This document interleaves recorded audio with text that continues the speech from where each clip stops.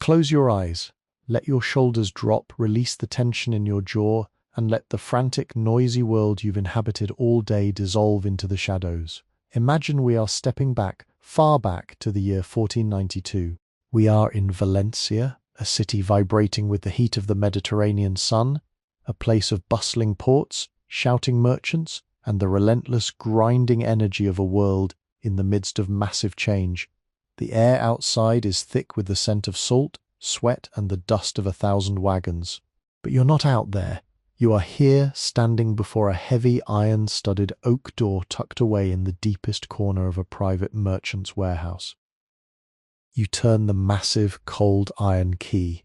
It groans, the tumblers falling with a heavy, satisfying clack that sounds like the final door closing on the chaos of the outside world. As you push the door open, the transition is instantaneous. The roar of Valencia, the shipwrights' hammers, the street vendors, the clatter of carts is severed. You step across the threshold and into a sanctuary of absolute cool silence. The vault is carved into the very foundation of the city, built from massive blocks of pale, ancient limestone that trap the earth's chill. Here the air is still dry and clean, tasting faintly of cedar and stone. You are the master merchant's most trusted clerk, and this is your quiet kingdom. You walk across the worn flagstones, your footsteps muted, until you reach the center of the room. A single narrow beam of golden light pierces through a high grate in the ceiling, cutting through the dark like a spotlight in a theater. It illuminates a heavy walnut table that has held the secrets of this vault for generations. You sit in the sturdy chair, your spine finding its natural alignment against the wood. Before you rests a wide tray carved from olive wood. Inside this tray lies the heart of the vault, a mountain of the season's most precious cargo. It is saffron, the red gold of the Mediterranean. This isn't just a spice, it is a labor of near impossible devotion. Every single crimson thread in this tray was plucked by hand from a delicate crocus flower, harvested in the freezing misty hours before dawn. To reach this moment, to look upon this pile of red, meant thousands of hours of bending under the starlight, hands moving with practiced rhythmic speed before the sun could burn the petals. As you lean in, the air around the tray shifts. A complex, intoxicating aroma rises to meet you, an exotic blend that is simultaneously earthy, like rich, damp soil, and sweet, like a ghost of hidden blossoms. Beneath that, there is a sharp, metallic tang, a whisper of the immense value these threads hold. It is a scent that doesn't just fill the nose, it settles in the chest, calming the nerves, slowing the racing heart. In your hand you hold a pair of smooth, polished bone tweezers. They are light, balanced, and perfectly designed for the task ahead. You are here to sift the threads to separate the pure, vivid red stigmas from the pale, worthless yellow styles. It is a task of profound stillness. There is no urgency here, there is no deadline. There is only the texture of the threads, the cool weight of the bone against your fingertips, and the slow, steady rhythm of your own breathing. The world outside may be obsessed with discovery and conquest, but in here, you are discovering something far more elusive, a moment of total, uninterrupted presence. The silence is not empty. It is a tapestry waiting to be woven by your focus. You breathe in the deep, metallic sweetness of the saffron. You feel the cool stone walls watching over you, and you lower the tweezers toward the crimson mountain. Your meditation has begun. The bone tweezers feel exceptionally light between your fingers, almost an extension of your own hand. You lower your hand with deliberate slowness, making sure your wrist is perfectly supported by the edge of the smooth walnut table. The surface of the wood is cool against your skin, providing a grounding sensation in the absolute stillness of the vault. You look down into the wide olive wood tray where the sea of crimson threads rests. In this single beam of light, the saffron seems to glow with an inner fire, a deep hypnotic red that commands your full attention. You pick up the first thread. It is a delicate process, requiring a level of precision that forces your mind to abandon all other thoughts. There is no past in this room, and there is no future. There is only this exact moment, this specific thread, and the gentle pressure of the polished bone holding it secure. As you lift the thread from the pile, A microscopic sound echoes through the silence of the vault. It is a faint, papery rustle, so soft that it would be entirely lost in any other environment. But here, within the thick limestone walls, the sound is crisp and distinct. It sounds like the dry leaves of autumn whispering in a gentle breeze, or the softest brushing of silk against silk. This sound is a reminder of the fragility of the treasure you are handling. These threads are the dried stigmas of the crocus flower, preserved with the utmost care so that they do not crumble into dust. You move the thread toward the side of the tray, separating the deep, vibrant crimson from a small, pale yellow fragment that had remained attached during the harvest. The yellow styles hold no flavor, no color, and no value. It is your duty to ensure that only the purest, most potent red remains. The movement is tiny, almost imperceptible to an outside observer, but it releases a fresh wave of aroma into the air. The scent expands outward from the tray, filling the space around you. It is a fragrance that tells a story of distant fields and intense labor. It begins with a heavy, grounding earthiness, like the scent of rich, fertile soil after a sudden summer rain. But as you inhale deeply, the sweetness reveals itself, a subtle honey-like aroma that softens the sharpness of the spice. Beneath the sweetness lies that unmistakable metallic edge, a cool, clean scent that reminds you of the precious nature of the commodity. It is a scent that comforts the senses, wrapping around you like a warm cloak in the cool air of the subterranean room. You breathe it in, letting it fill your lungs and calm your heart, matching your respiration to the slow, steady rhythm of the vault. Outside these walls, the city of Valencia is living through a historic year. The year 1492 is a time of profound change, of shifting empires, and of grand voyages into the unknown. The ports are bustling with ships preparing to cross vast oceans, and the streets are filled with the loud, chaotic voices of progress and ambition. But inside this merchant's vault, the grand march of history is suspended. Time does not move forward here. It pools like water in a quiet basin. The thick stone walls built to protect the merchant's wealth from thieves and the elements also act as a barrier against time itself. The frantic energy of the outside world cannot penetrate this sanctuary. Here, the only progress is measured by the slow growth of the pile of pure red threads on one side of the tray and the discarded yellow fragments on the other. You lower the tweezers again, selecting another thread from the crimson mountain. Your focus narrows until the entire world consists only of the tips of the bone tool and the delicate spice. You notice the subtle variations in color among the threads. Some are a dark, almost purplish maroon, while others are a bright, fiery scarlet. Each one is a unique creation of nature, harvested during the fleeting weeks of autumn when the purple blossoms open for just a few precious days. You think of the immense effort required to bring this tray to your table. Thousands of flowers had to be gathered by hand in the early morning fog before the sun could damage the delicate stigmas. The petals had to be carefully opened, and the 3 precious red threads extracted with perfect gentleness. It is a labor of love and patience, and you honor that labor by bringing the same devotion to your task. The silence in the vault is not empty. It is full of a deep, resonant peace. The single sunbeam that pierces the high grating shifts ever so slightly as the afternoon progresses, casting a golden light across your hands and the pale wood of the tray. Dust motes dance lazily in the light, moving in slow, unpredictable orbits like tiny stars in a miniature cosmos. You watch them for a moment, letting your eyes rest from the intense focus of the sorting. The contrast between the bright beam of light and the deep, cool shadows of the rest of the room creates a sense of profound security. You are safe here, hidden away from the demands of the world, allowed to dedicate yourself fully to a single beautiful purpose. You return to the work, your movements becoming more fluid, more natural. The tweezers open and close in a steady, rhythmic pattern. Pick, lift, separate, release. Pick, lift, separate, release. The repetition becomes a form of song without words, a melody played out in the silence of the stone room.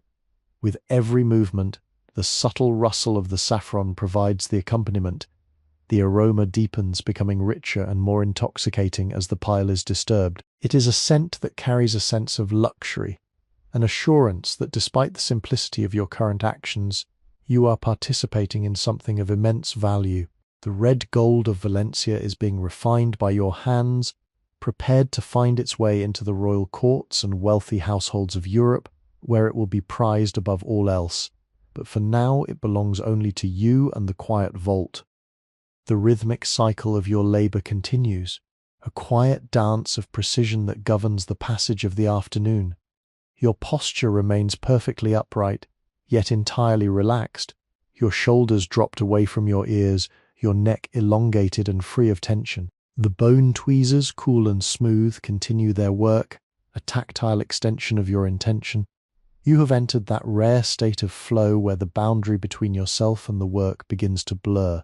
The saffron is no longer just a substance you are sorting, it is an extension of your own breath, a reflection of the stillness you have cultivated within. Every time the tweezers gently grasp a thread, you feel the lightness of the object, the way it seems to float between the bone points, as if it possesses no weight at all. You lift it with such grace that it does not even sway, placing it onto the growing mound of pure, scarlet perfection. The pile on the left side of the tray is growing. It is a soft, deep mound of crimson, shimmering even in the dim light of the vault. You find yourself fascinated by the way the light catches the individual threads, some glowing with an intense, almost metallic brilliance, others appearing like soft, dark velvet.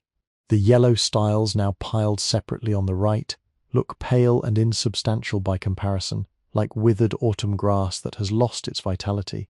You are bringing order to a small, chaotic world. You are isolating the essence of the spice, distilling its power and its beauty from the distractions of the plant. It is a metaphor for the day itself, a process of filtering out the noise of the outside world, the demands of the merchant, the pressures of the port, and the relentless ticking of the clock, until all that remains is the pure, essential core of your own inner peace. You pause for a moment to stretch your neck, the movement slow and deliberate, a soft crack of your joints echoing through the silent vault. The sound is startling in its clarity, a stark contrast to the whispered rustle of the saffron. You take this moment to look around the vault. In the deeper shadows away from your table, the walls are lined with heavy wooden crates and iron-bound chests. You know what they contain: cloves from the east, black pepper that burns the tongue, cinnamon sticks with their woody, sweet fragrance, and bolts of heavy silk that feel like water in your hands. But none of these command the same reverence as the saffron. The other spices are bought and sold in bulk, measured by the sack or the barrel. Saffron is measured by the grain, handled with a surgeon's care, and guarded like the crown jewels. It is the most concentrated form of luxury, and in this moment you are its sole guardian. The air in the room remains perfectly consistent, cool, dry, and clean. The stone blocks of the vault are old, having watched generations of merchants come and go, but they are patient and they keep their temperature with a stubborn, ancient loyalty. You find comfort in this permanence. The world outside 1492 may be volatile, filled with explorers setting sail into uncharted waters and kings redefining the maps of the known world. But the stone knows nothing of this. The stone only knows the weight of the mountain above it and the silence within it. By aligning yourself with this environment, you have found a way to step out of the current of history and into a stillness that predates it. You are a clerk, yes, but for these few hours you are also a monk of the spice, a priest of the red thread, dedicated to the sanctity of the task. You lean back slightly, listening to the silence. It is not an absolute void. If you listen closely enough, you can hear the faint, muffled hum of the world far above. It is the sound of life moving on, indifferent to your quiet work, but it no longer feels intrusive. It feels like a distant memory, a story being told in another language that you no longer need to understand. Your focus shifts back to the tray, and you find a sense of gratitude for the simple physical reality of your hands. They are steady, capable, and precise. You watch them as they work, noticing the small details, the way the skin stretches over your knuckles, the subtle strength in your thumb as it anchors the tray, the fluid grace of your wrist. It is a beautiful thing to be fully present in one's own body, unburdened by worry or haste. The aroma of the saffron seems to have settled into the very fibers of your tunic. It is a comforting scent, one that promises warmth and depth. As the sunbeam creeps further across the table, the color of the light changes, turning from a crisp, clear gold to a deeper, more amber hue. The afternoon is beginning to wane, yet you are in no hurry to finish. The completion of the task is not the goal. The act of doing it is the reward. You take another deep breath, the scent of the earth and the crocus flower filling your chest, and you pick up the tweezers once more. The next thread awaits. It is as perfect as the last, as worthy of your attention, and you handle it with the same gentle, reverent care. The cycle continues, steady and unending, a quiet heartbeat in the cool, dark heart of Valencia. As the afternoon stretches on, the quality of light within the vault undergoes a subtle, almost magical transformation.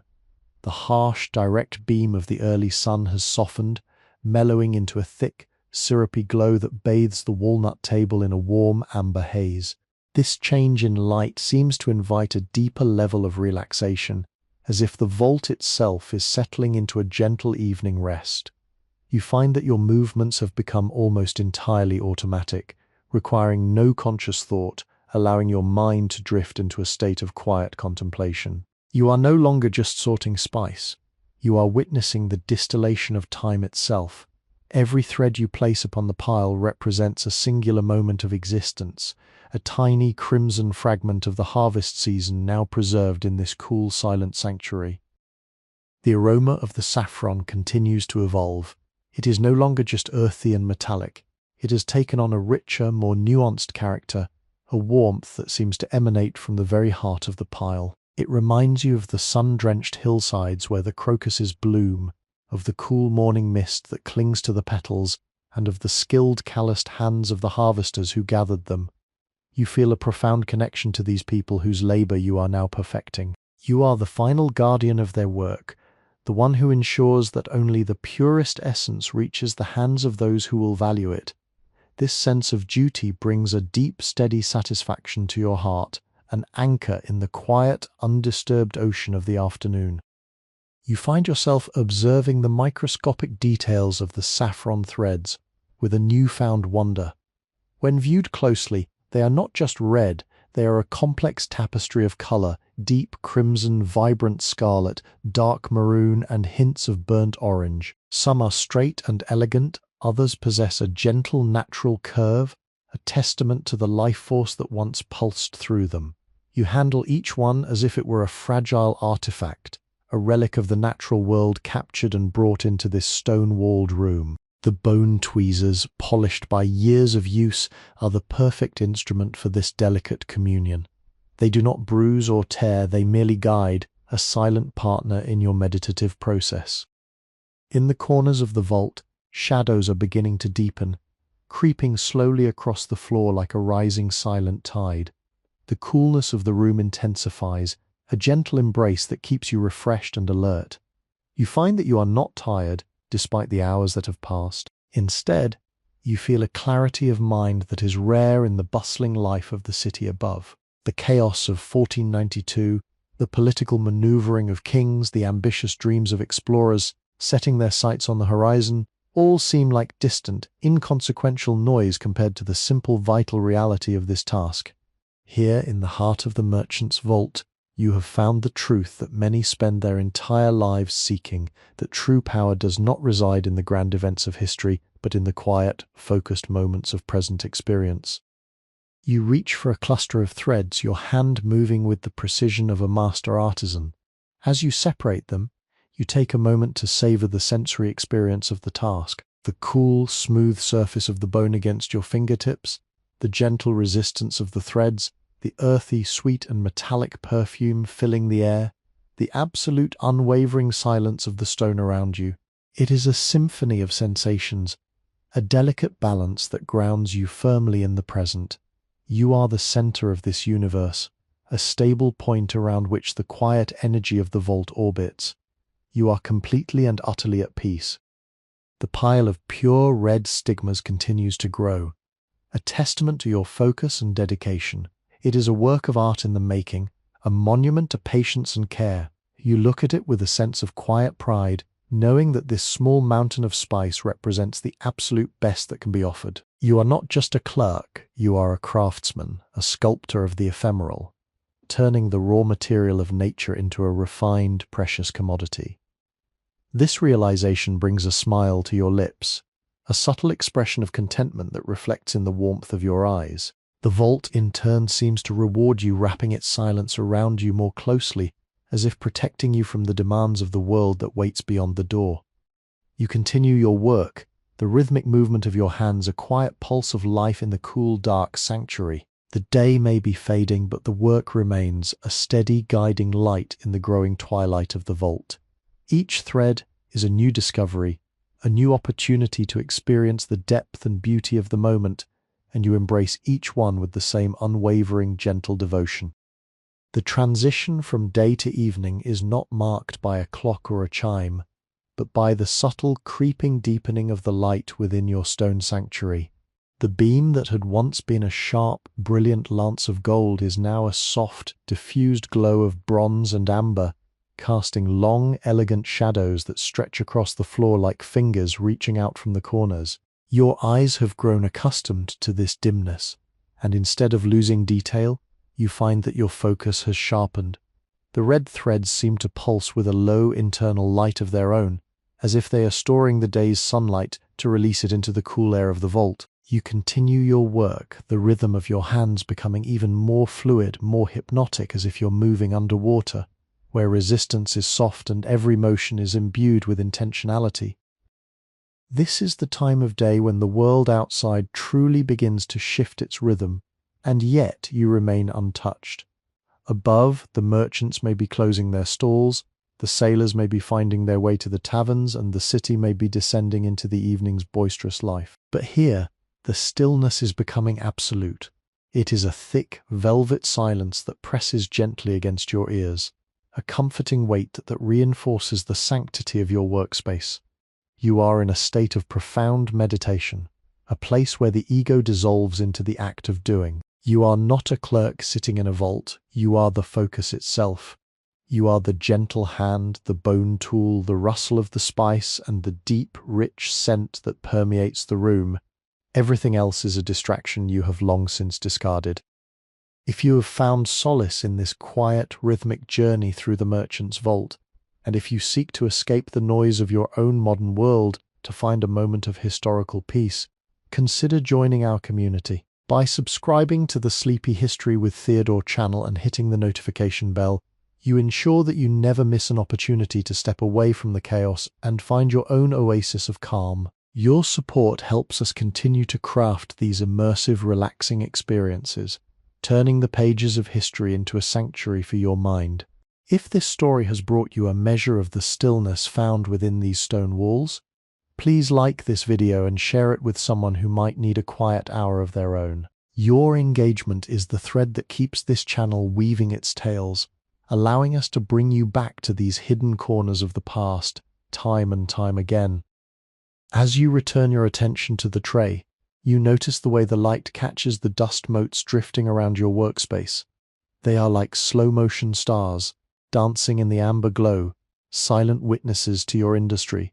You feel a deep, quiet gratitude for this moment. How rare it is in any century to have such total control over one's environment and one's attention. In the grand sweep of 1492, history is being made with great clamour and violence, with wars and voyages that will change the maps of the world forever. Yet you are choosing to participate in history by curating the small, the delicate, and the essential. You are proof that greatness exists not just in the loud public events that get written into books, but in the quiet dedication to quality and beauty. Your fingers move again, the bone tweezers meeting the saffron with practiced ease. There is a sense of finality to the pile now. It is a substantial, beautiful mound of red. It represents hours of focus, hours of breath, hours of immersion in the scent and the silence. You realize that you have created something that is, in its own way, as significant as the spice trade itself. You have created a memory, a moment of profound tranquility that will remain with you long after the candles are extinguished and the vault door is locked for the night. You are learning the lesson of the vault. that peace is not something you find in the outside world, but something you build within yourself, one breath, one movement, one thread at a time. The air in the vault feels even cleaner now, more vibrant with the lingering, intoxicating perfume of the saffron. You lean into it, letting it ground you further, feeling the cool, firm support of the chair and the solid, unmoving presence of the limestone walls. The evening has truly settled in, and you're exactly where you need to be. The deepening shadows of the evening have brought a new layer of intimacy to your work. The vault, which felt like a grand hall during the brightness of the day, now feels like a warm, protective cocoon. The single beam of light has faded into a faint, dusky glow, yet you find you can see the threads as clearly as ever. It is as if the spice itself has begun to emit a soft, crimson phosphorescence, guiding your bone tweezers with unerring accuracy. You find that you have developed a rhythm that is almost musical, a steady cadence of movement that matches the slow, deep beating of your own heart. There is no longer a gap between your intention and your action. The moment you see a yellow style that does not belong, your hand moves to retrieve it, and the thread is set aside with a flick of the wrist. It is a seamless, effortless dance of precision. You reflect on the nature of the spice, the red gold you have been tending to all day. You have heard the stories of how these crocuses are gathered in the early hours of the morning, when the petals are still tightly closed, shielding the precious stigmas from the harsh touch of the world. It is a plant that demands to be treated with reverence, a plant that only reveals its true power when it is handled with care. And here you are, the final step in that long, laborious journey. You are the one who ensures that the purity of the harvest is preserved, that nothing of lesser value interferes with the integrity of the saffron. It is a responsibility that you carry lightly, for you have come to love the quiet, the smell, and the very act of the sorting. The air in the room has grown heavier with the scent, almost tangible in its richness. It is a thick, velvety perfume that seems to coat the back of your throat with a subtle, sweet earthiness. It is a comforting scent, one that speaks of ancient traditions and long-lasting wealth. But it also speaks of something much simpler, the quiet joy of a job done well. You feel a deep, abiding sense of belonging here in the vault. The stone walls, which might feel oppressive to another, feel to you like a warm embrace, a safe harbor from the unpredictable currents of life. You have learned that true luxury is not about the possession of things, but about the luxury of being fully present, of having the time and the space to engage in a task that is worthy of your undivided attention. As you near the end of your task, you find yourself slowing down, wanting to draw out these final moments of focus. There is a melancholy in the completion of a long, peaceful labor, a realization that the state of flow you have achieved must eventually come to an end. You watch the final few threads as they pass through your fingers, marveling at their resilience and their beauty. They have survived the long journey from the fields to this vault, and they have been refined by your hands into something that will be cherished and honored by those who receive them. You feel a sense of pride in this, a quiet internal celebration of the work you have done. It is not a pride that seeks applause. It is a pride that is entirely self-contained, a private recognition of your own dedication and peace. The silence of the vault is now absolute. Even the distant, muffled echoes of the city have faded away, as if Valencia itself has held its breath in the quiet hours of the night. You are truly alone, yet you have never felt less lonely. You are accompanied by the thousands of threads you have sorted, the memory of the thousands of flowers that gave them life, and the enduring, supportive presence of the stone around you. It is a gathering of history, a meeting of past and present, that exists only in this narrow beam of light and this cool, dark room. You take one last deep breath of the saffron-scented air, letting it fill your lungs and clear your mind, feeling the last vestiges of the day's fatigue melt away. Sleepy History with Theodore is a sleep history storytelling platform created for entertainment, inspiration, education, and the promotion of positive emotional values. The final threads are being moved with a deliberation that borders on the sacred. You are no longer racing against a schedule or fulfilling a merchant's quota. You are simply witnessing the conclusion of a long, harmonious chapter of your day. The pile of crimson, now refined and perfect, sits like a fallen star in the center of the olive wood tray. It glows with an intensity that seems impossible in the dimming light, a concentrated fire of color that captures the very essence of the autumn harvest. You pick up the last few stragglers, the bone tweezers meeting with a gentle, satisfying click as they secure the final yellow fragments. The work is complete. The tray is organized into two distinct worlds, the mountain of pure red gold and the quiet, pale dust of the discarded styles. You lean back in your heavy wooden chair, and for the first time in hours you fully release the tension in your lower back. The chair creaks, a dry, woody sound that feels like a conversation with the furniture, and you let out a long, slow sigh. The air in the vault remains perfectly cool, but your body feels warm, alive with the residual energy of your focused labor.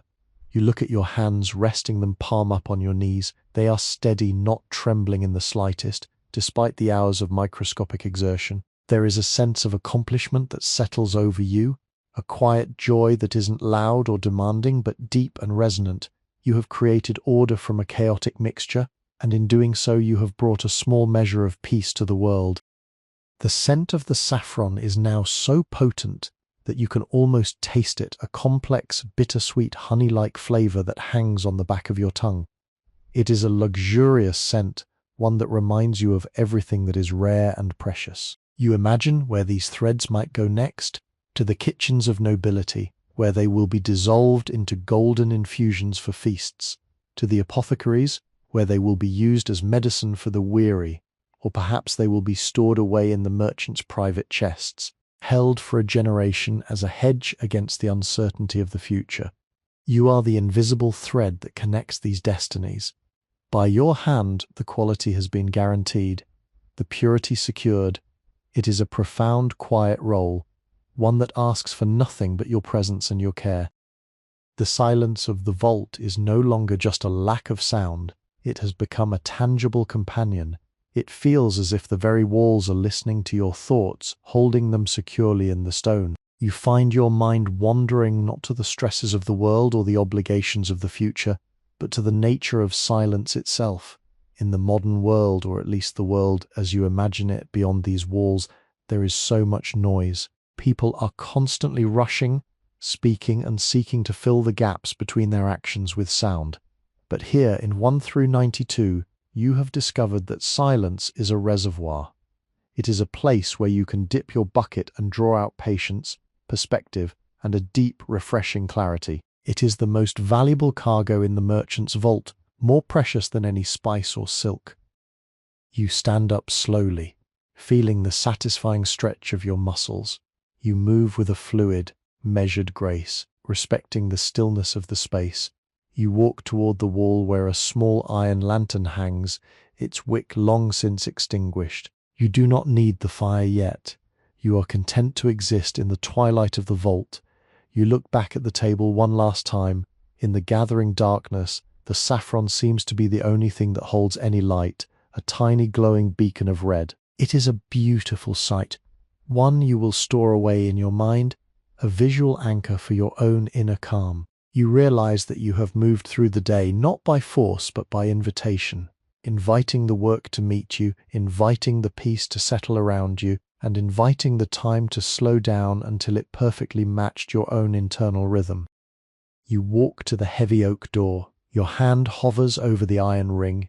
You are about to return to the world of noise, of heat, and of history, but you are not the same person who entered this vault hours ago. You have been tempered by the silence, refined by the saffron, and anchored by the cool stone. You are carrying a piece of this sanctuary with you, a quiet, internal vault that you can access whenever the world outside becomes too loud. You have learned that no matter what changes in the world, no matter what empires rise or what voyages are launched, the ability to find this stillness remains within your reach. It is a gift you have given yourself, and it is a gift that will last long after you leave this room. You turn the iron ring, the heavy door groans in anticipation, and you prepare to step back out, not as a clerk burdened by his duty, but as a person who knows the true deep value of a moment of peace. As you gently turn the massive iron ring, the heavy oak door begins to yield, its ancient hinges emitting a low, melodic groan that resonates through the cool air of the vault. You pause for a fraction of a second before the door is fully open, taking one final lingering look at the sanctuary. The room, which held you in such a tight, protective embrace throughout the long afternoon, seems to exhale with you.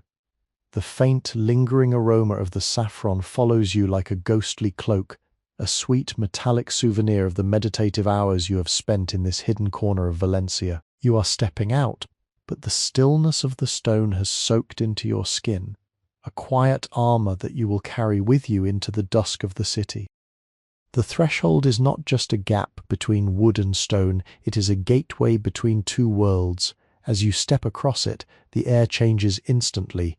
The cool, dry and sterile atmosphere of the vault is suddenly replaced by the humid, heavy breath of the Mediterranean evening. It is a sensory shock, yet you are not ruffled by it. You have moved through the day with such intention that the outside world feels less like a chaotic storm and more like a river you can navigate with ease. The sounds of the port, the distant rhythmic lapping of the sea against wooden hulls, the fading shouts of dockworkers, and the occasional creak of a departing merchant vessel reach your ears, but they do not disrupt the quiet center you have cultivated. You are present, observant, and deeply fundamentally at peace. The transition to the outer warehouse floor is subtle, but you notice the difference immediately. The space is vast, cavernous, and filled with the shapes of crates, barrels, and bales of cloth that look like sleeping giants in the dim twilight. You walk through them with the same steady, fluid grace that you maintained at the sorting table. Your leather shoes make no sound on the packed earth floor. You are a ghost in the merchant's palace, a silent witness to the immense trade that fuels the ambitions of 1492. As you pass the rows of spices, the scent of the saffron on your clothes seems to mingle with the sharper, more aggressive odors of peppercorns, cloves, and ginger, creating a complex aromatic map of the world's treasures. You reach the outer door, which leads to the narrow alleyway behind the merchant's estate. You pause again, placing your hand on the cold metal of the latch. You are thinking about the journey of the saffron. You are thinking about the fields where the flowers were plucked, the hands that moved in the freezing mist, the long, dusty roads the caravans traveled, and finally, the quiet vault where you completed the final act of refinement. It is a chain of human endeavor that stretches across continents and cultures, all coming together in that single shimmering mountain of red threads on your tray. You feel a profound sense of connection to this chain. You are not a minor cog in a grand machine. You are the guardian of quality, the final filter of excellence. It is a thought that brings a quiet, satisfied smile to your face. As you step out into the narrow, cobblestone alleyway, the world seems to sharpen. The sky above, visible only as a sliver between the high, leaning walls of the merchant houses, is a deep, bruised purple, with the first few stars beginning to prick through the velvet. The air smells of salt, roasting meat, and the faint, sweet smoke of wood fires. You walk toward the main plaza, feeling the coolness of the evening breeze on your cheeks. You pass a fountain, its water trickling into a stone basin with a sound that perfectly matches the internal rhythm you have maintained for hours. It is a harmonious, gentle end to a day defined by focus and stillness. You realize that this feeling, this sense of being centered, of being perfectly aligned with your purpose, is not a fluke of the vault. It is a skill you have practiced, a muscle you have strengthened. You have learnt that if you can hold your focus amidst the most delicate of tasks, you can hold that same focus in the middle of a crowded plaza, in the middle of a bustling port, in the middle of a life that is constantly shifting and changing. The vault was a classroom. The saffron was your teacher, and the silence was your mentor. You have learned the lesson well. You will go back to the vault tomorrow, and you will continue the work, not because it is required, but because you have found a home within the task. You are not just a clerk, you are a master of the present, a navigator of the quiet, and a guardian of the red gold. Sleepy History with Theodore combines the power of AI to reimagine fictional historical tales, bringing peace, relaxation, and positive emotional values to our listeners. The narrow, winding streets of Valencia beckon you home, their cobblestones reflecting the dim amber light of the few lanterns already flickering to life along the facades. As you walk, you find your feet moving in a steady, rhythmic cadence, a lingering echo of the hours spent sitting in the absolute stillness of the vault. The city is preparing for rest. The frenetic energy of the port is being replaced by the intimate hum of evening life. You pass doorways where families are gathering, the scent of fresh bread and simmering stews drifting out to meet you, yet you do not feel the urge to join the commotion. You are still wrapped in the quiet, protective cloak of the vault, carrying the scent of the red threads like a secret, a fragrant reminder of the sanctuary you just left. Every sound you encounter, a stray cat scurrying into an alleyway, the soft clip-clop of a horse's hooves on the far side of the plaza, the distant melodic chime of a cathedral bell marking the hour, is absorbed into your awareness without effort. You are a passive observer now, drifting through the urban landscape like a leaf on a slow-moving stream. There is a deep, abiding contentment in this detachment. You have spent your day engaged in the most focused, microscopic labor, and now the world feels expansive, open, and full of wonder. You notice the way the light catches the intricate carvings above an arched gateway, the way the ivy clings to the ancient stone, the way the moon rising thin and silver over the rooftops turns the entire city into a monochrome painting of blue and grey. You find yourself thinking about the nature of time again. In the vault, time felt like a physical substance, a thick, cool liquid that pooled around your feet. Here in the streets of Valencia, time is a moving, flowing force rushing toward the promise of tomorrow. It is a fascinating contrast. You realize that you have the power to step in and out of these two versions of time at will. Whenever the world becomes too loud, too demanding, or too fast, you can retreat into that internal vault, that silent place of focus and refinement. You can find that tray of red gold, that pair of bone tweezers, and that steady rhythmic breath. You have created a psychological anchor, a place where the ego cannot follow, where only the present moment exists. As you approach your own modest dwelling near the edge of the merchant district, you pause to look back at the direction of the warehouse. It is hidden now, tucked away behind grander homes and sturdy stone walls, but you can feel its presence, a silent, cool heart beating in the center of the city. It is a comforting thought. You have a sanctuary, a place where you have proved your worth, not through grand gestures or public praise, but through the quiet, consistent application of your own soul. You have been trusted with the most precious commodity of the Mediterranean, and you have honored that trust with a devotion that transcends the simple definition of a clerk's duty. You unlock your own door, the key feeling familiar and solid in your hand. The interior of your home is simple, a stark contrast to the opulence of the merchant's warehouse, but it is clean, orderly, and peaceful. You light a single beeswax candle, its flame dancing in the still air, casting long, soft shadows against the plastered walls. You feel the day's work receding, leaving behind only the distilled essence of what you have learned, that life, no matter how chaotic, is composed of a series of small, manageable moments. You are the architect of your own experience. As you move about your home preparing a simple evening meal, you find that your movements are still informed by the grace of the vault.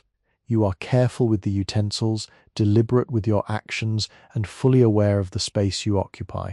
The saffron's aroma still clings faintly to your skin, a sweet metallic ghost that seems to promise that tomorrow when you return to the vault, you will find that same beautiful stillness waiting for you.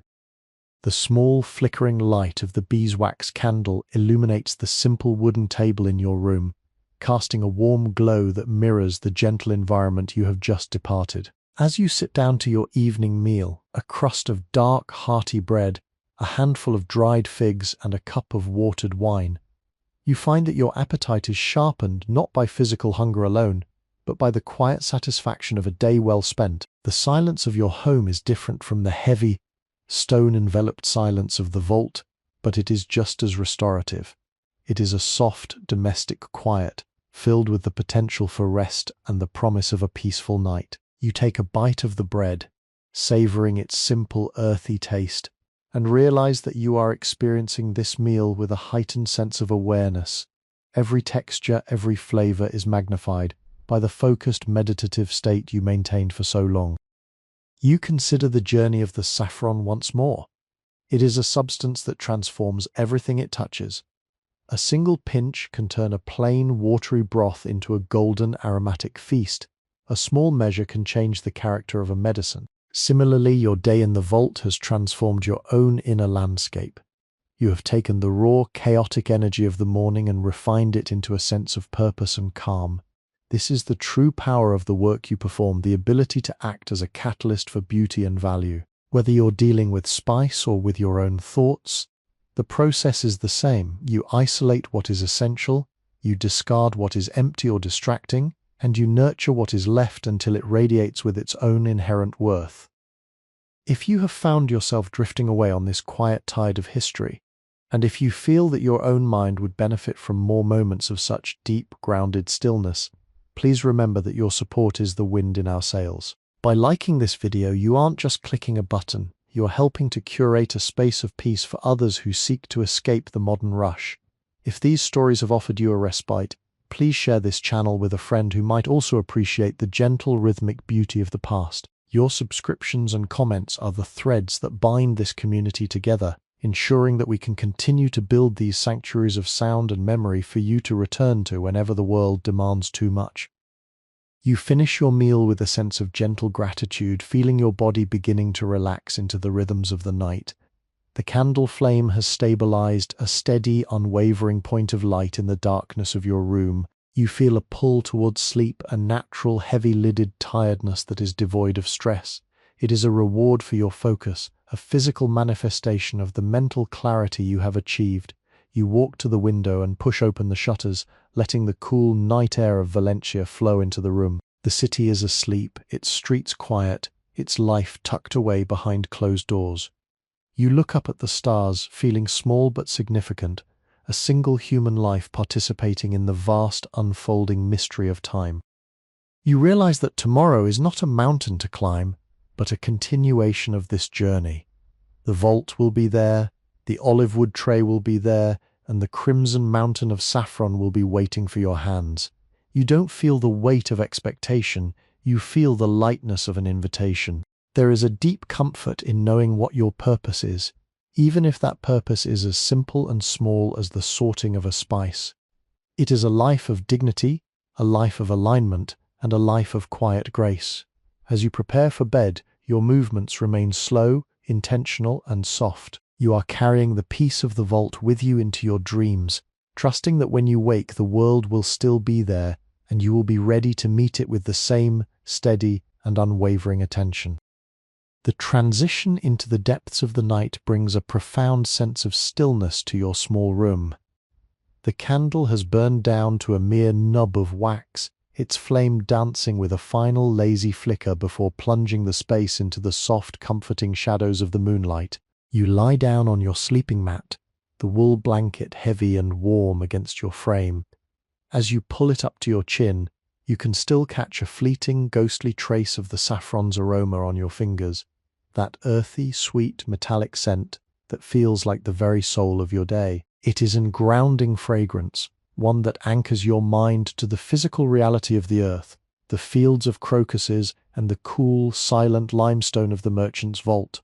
You close your eyes, and for a moment you aren't in your room at all. You are drifting back into the vault, sitting in the high-backed chair, listening to the microscopic rustle of the red threads as they pass through the bone tweezers.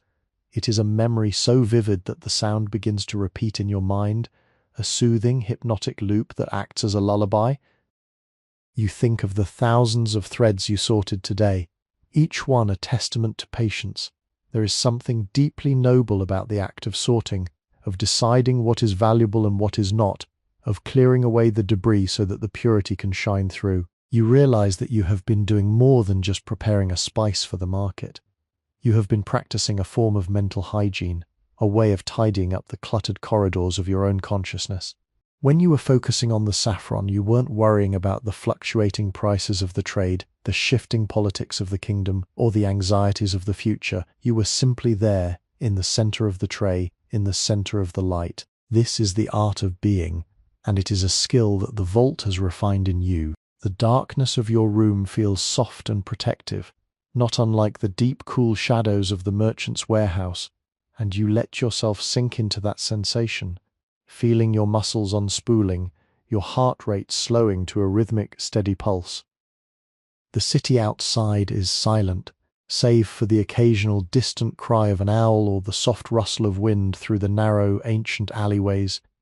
You are a part of this silence, a quiet thread in the tapestry of Valencia, in the grand, sweeping narrative of 1492. You are a minor character, a clerk in a room beneath the earth. But in your own narrative, you are the protagonist, the guardian of the present. You are the one who chooses how to spend your focus, how to interpret your world, and how to define your peace. And tonight you choose to be still. You choose to be at rest.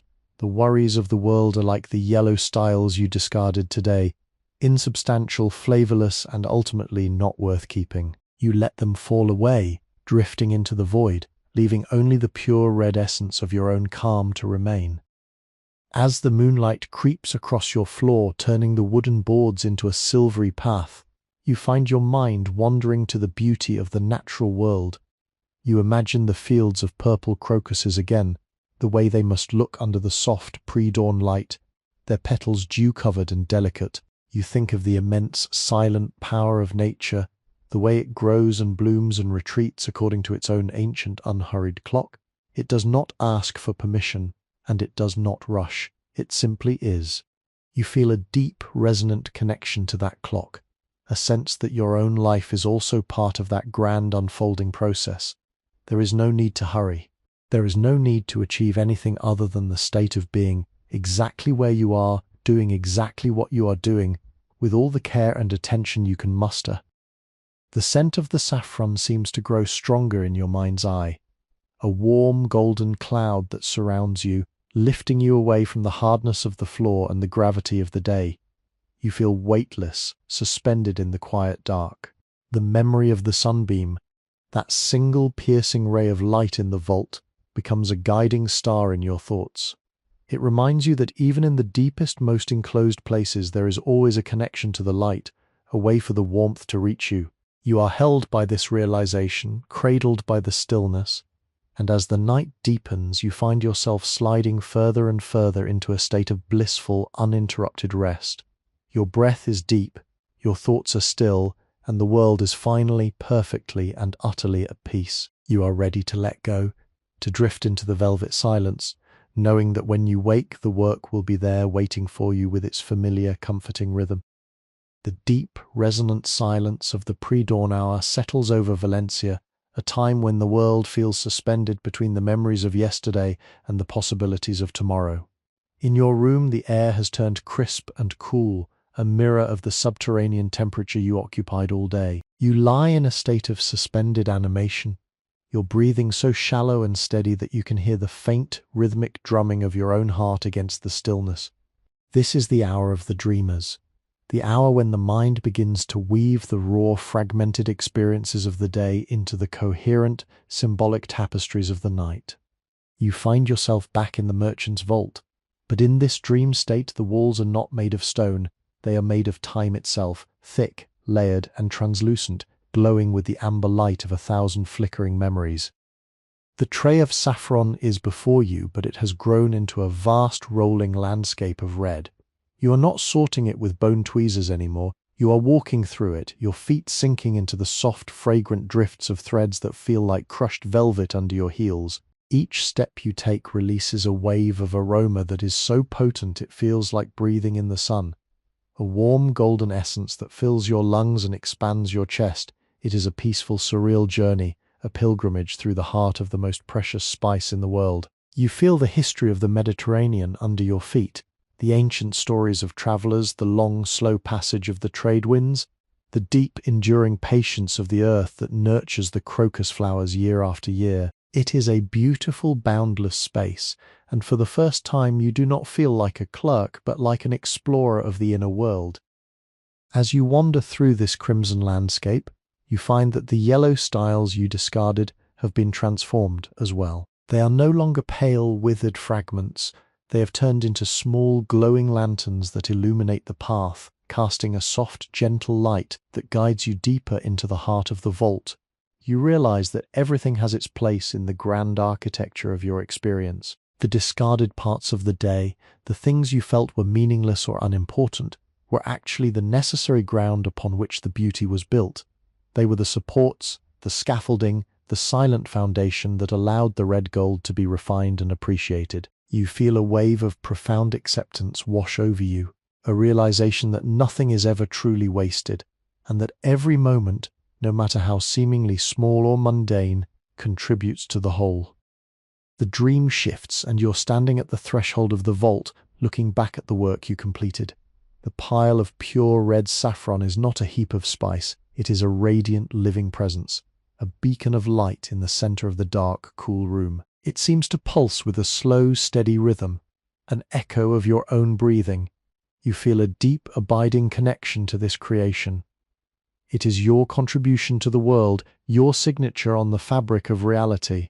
It is a small, quiet, and deeply private contribution, yet it feels entirely, perfectly sufficient. You don't need the world to recognize it. You only need to know that you have done your part with the absolute, uncompromising integrity that the task required. This awareness brings a sense of profound expansion to your chest. The walls of the vault, which were once so solid and protective, begin to dissolve into mist, leaving you standing in the vast open space of a morning landscape. The purple crocuses are everywhere, stretching to the horizon, their petals opening slowly to greet the rising sun. The air is filled with the sound of a soft, melodic wind, and you realize that you are waking up. You are not losing the peace of the dream. You are bringing it with you, anchoring it into the fabric of your coming day. You feel the weight of your body returning, the texture of the wool blanket, the familiar grounding presence of your room. Yet the stillness remains. The silence of the vault is still echoing in your mind, a clear, high note that promises to sustain you through the hours to come. You are ready to greet the morning, not as a separate entity, but as a part of the vast rhythmic movement of the world, carrying the scent of the saffron like a blessing, ready to find the beauty in the small, the quiet, and the essential once again. The dawn light filters through your window, not as a harsh intrusion, but as a gentle, creeping invitation to begin again. You wake with the clarity of a mountain spring, the remnants of your dreams still shimmering at the edges of your consciousness like a fine mist. The silence of your room is absolute, a precious commodity you guard with slow, deliberate movements. As you sit up, the cool air brushes against your skin, invigorating and fresh, and you find yourself smiling at the simplicity of the morning. The feeling of the vault, that heavy, cool, grounded sanctuary, is still with you, an internal compass pointing toward the work that awaits. You move through your morning ritual with the same rhythmic grace that guided your hands yesterday, the folding of the blanket, the smoothing of the sleeping mat, the quiet preparation of a simple, refreshing draught of water. This is the ritual of the present. You have learned that the quality of your life is determined not by the grandeur of your circumstances, but by the quality of your attention. You step out of your dwelling and into the alleyway, the morning air filled with the scent of the sea, the waking city, and the distant promising promise of the day. The cobblestones are slick with dew, reflecting the pale early light like polished mirrors. You walk toward the merchants' district, your pace steady and unhurried. The city of Valencia is slowly coming to life around you, but you remain an oasis of stillness. You see the early vendors setting up their stalls, their faces etched with the familiar fatigue of labor, and you feel a quiet kinship with them. You are all craftsmen of the moment, building your days one small action at a time. If you have felt the weight of your own modern days lighten as you walked these quiet paths of 1492 with us, and if you find value in these moments of historical sanctuary, consider this a warm invitation to deepen your connection to this space. By subscribing to Sleepy History with Theodore, you are not merely a listener, you are a fellow traveler in our pursuit of peace, positive emotional values, and the slow, deep history that connects us all. Your likes and comments act as the steady pulse of this channel, allowing us to continue crafting these immersive journeys into the past. If this story has offered you a moment of clarity or a respite from the rush of your own life, please consider sharing it with someone who could use a quiet hour of reflection. Your support ensures that the vault remains open, the incense burning, and the threads of history waiting to be woven. As you arrive at the warehouse, you find the same heavy iron-studded door waiting for you, a silent sentinel that knows your rhythm as well as you know it yourself. You reach out, your hand finding the familiar cold surface of the iron ring. There is a sense of coming home here, a realization that your sanctuary is not just a place of work, but a place of self-actualization. You turn the key, the internal mechanisms tumbling with a sound that is like a deep, welcoming sigh, and you push the door open. The cool, still air of the vault flows out to meet you, a familiar friend wrapping you in its silence. You step inside, and the world of the port, the shouting, the hammering, the chaotic movement of 1492 vanishes, replaced by the deep, resonant peace of the stone blocks. You walk to the walnut table. The olive wood tray is exactly as you left it yesterday, though the pile of pure red saffron has been carefully covered with a piece of heavy, dark cloth to protect it from the dust. You remove the cloth with a movement of almost ceremonial respect. There it is, the fruit of your yesterday's focus, glowing in the morning light that begins to pour through the high grating. It is as vibrant and beautiful as it was when you finished, a testament to the fact that quality, once achieved, is permanent. You take your seat. You place your feet firmly on the flagstones, you adjust your posture, and you breathe.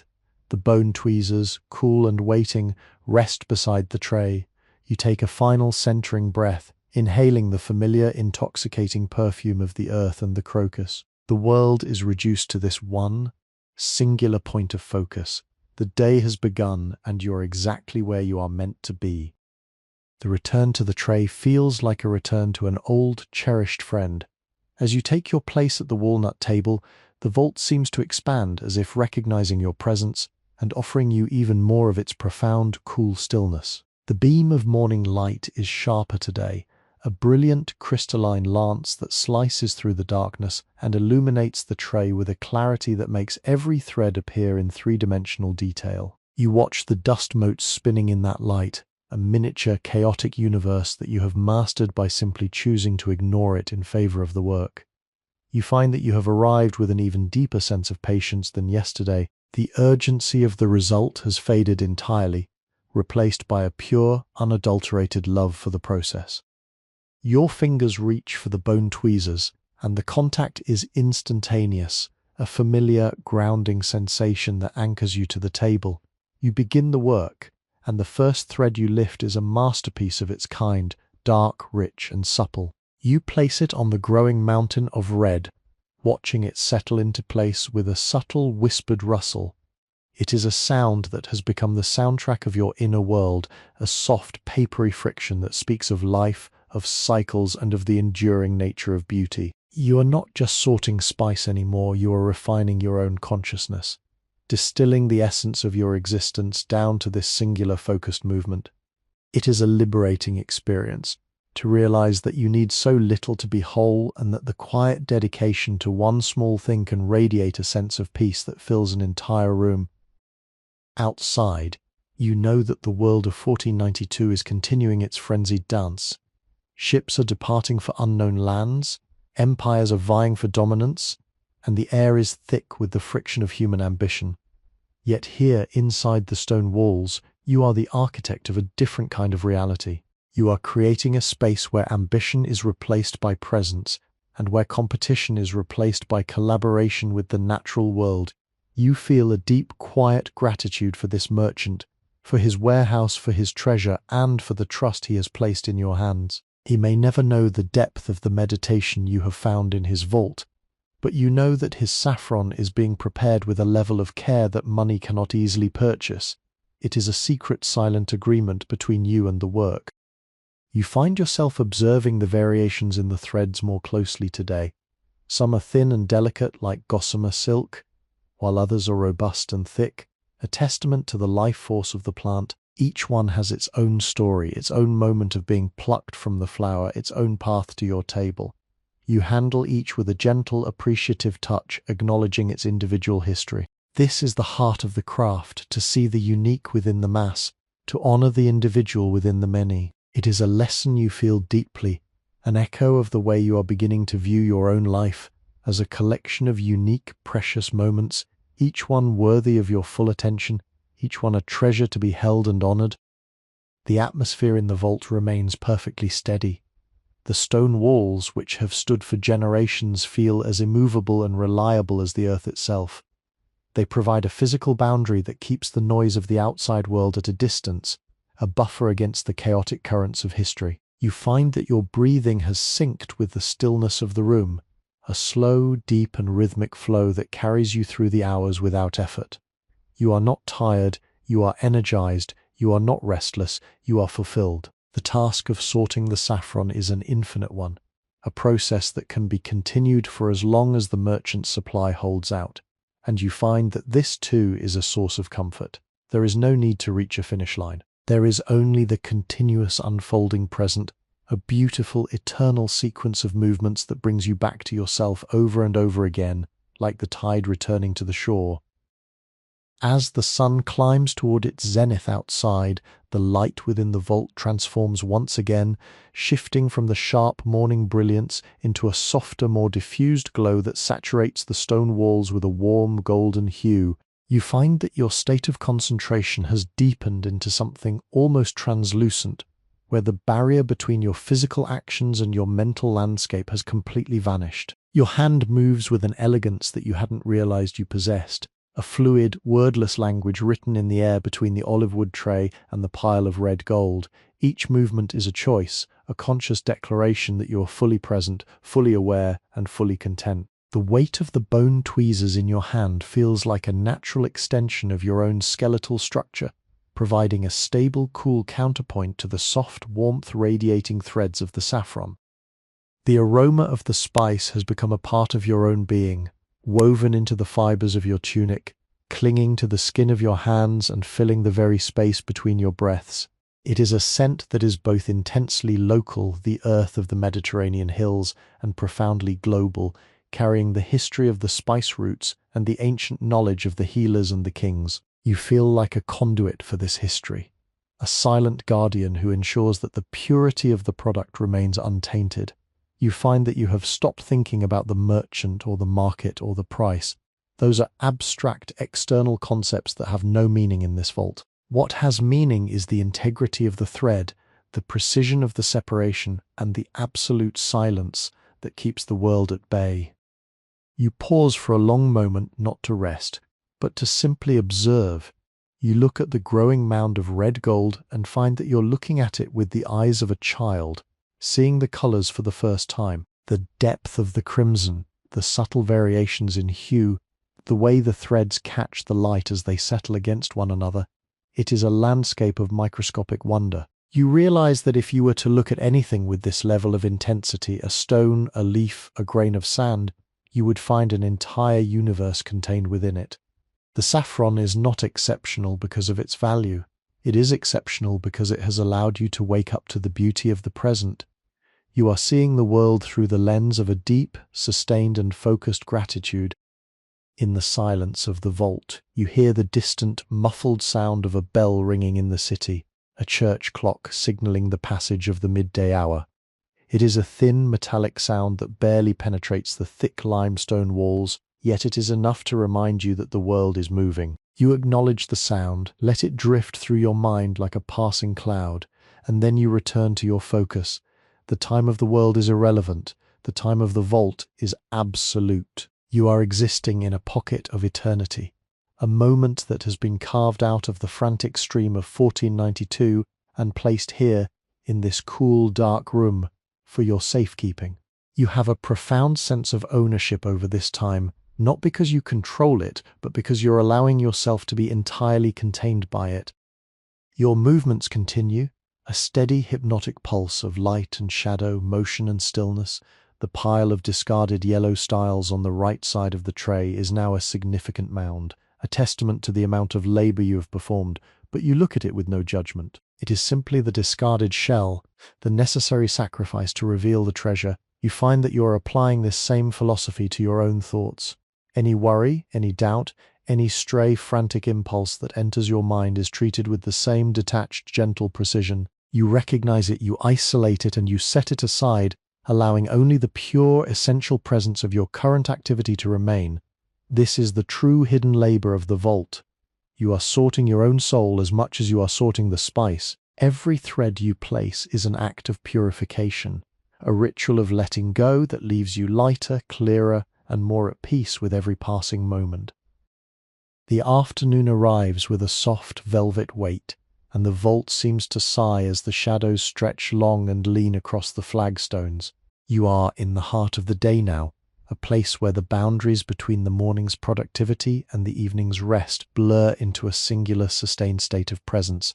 The air in the vault has grown even cooler, a refreshing, crisp chill that keeps your mind as sharp as a finely honed blade. You have entered a rhythm that feels ancient, as if you have been sitting at this walnut table for 100 years, sorting the same crimson threads while empires rise and fall in the light of the sun above. There is a deep, intoxicating freedom in this repetition, when you know exactly what is required of you, and when you have surrendered to the necessity of the task, the need for ego or ambition vanishes, leaving only the pure, clean air of the moment. You pick up a cluster of threads, feeling the slight, dry resistance they offer against the polished bone. The texture is unmistakable, a delicate, papery softness that belies the intense, concentrated essence of the spice.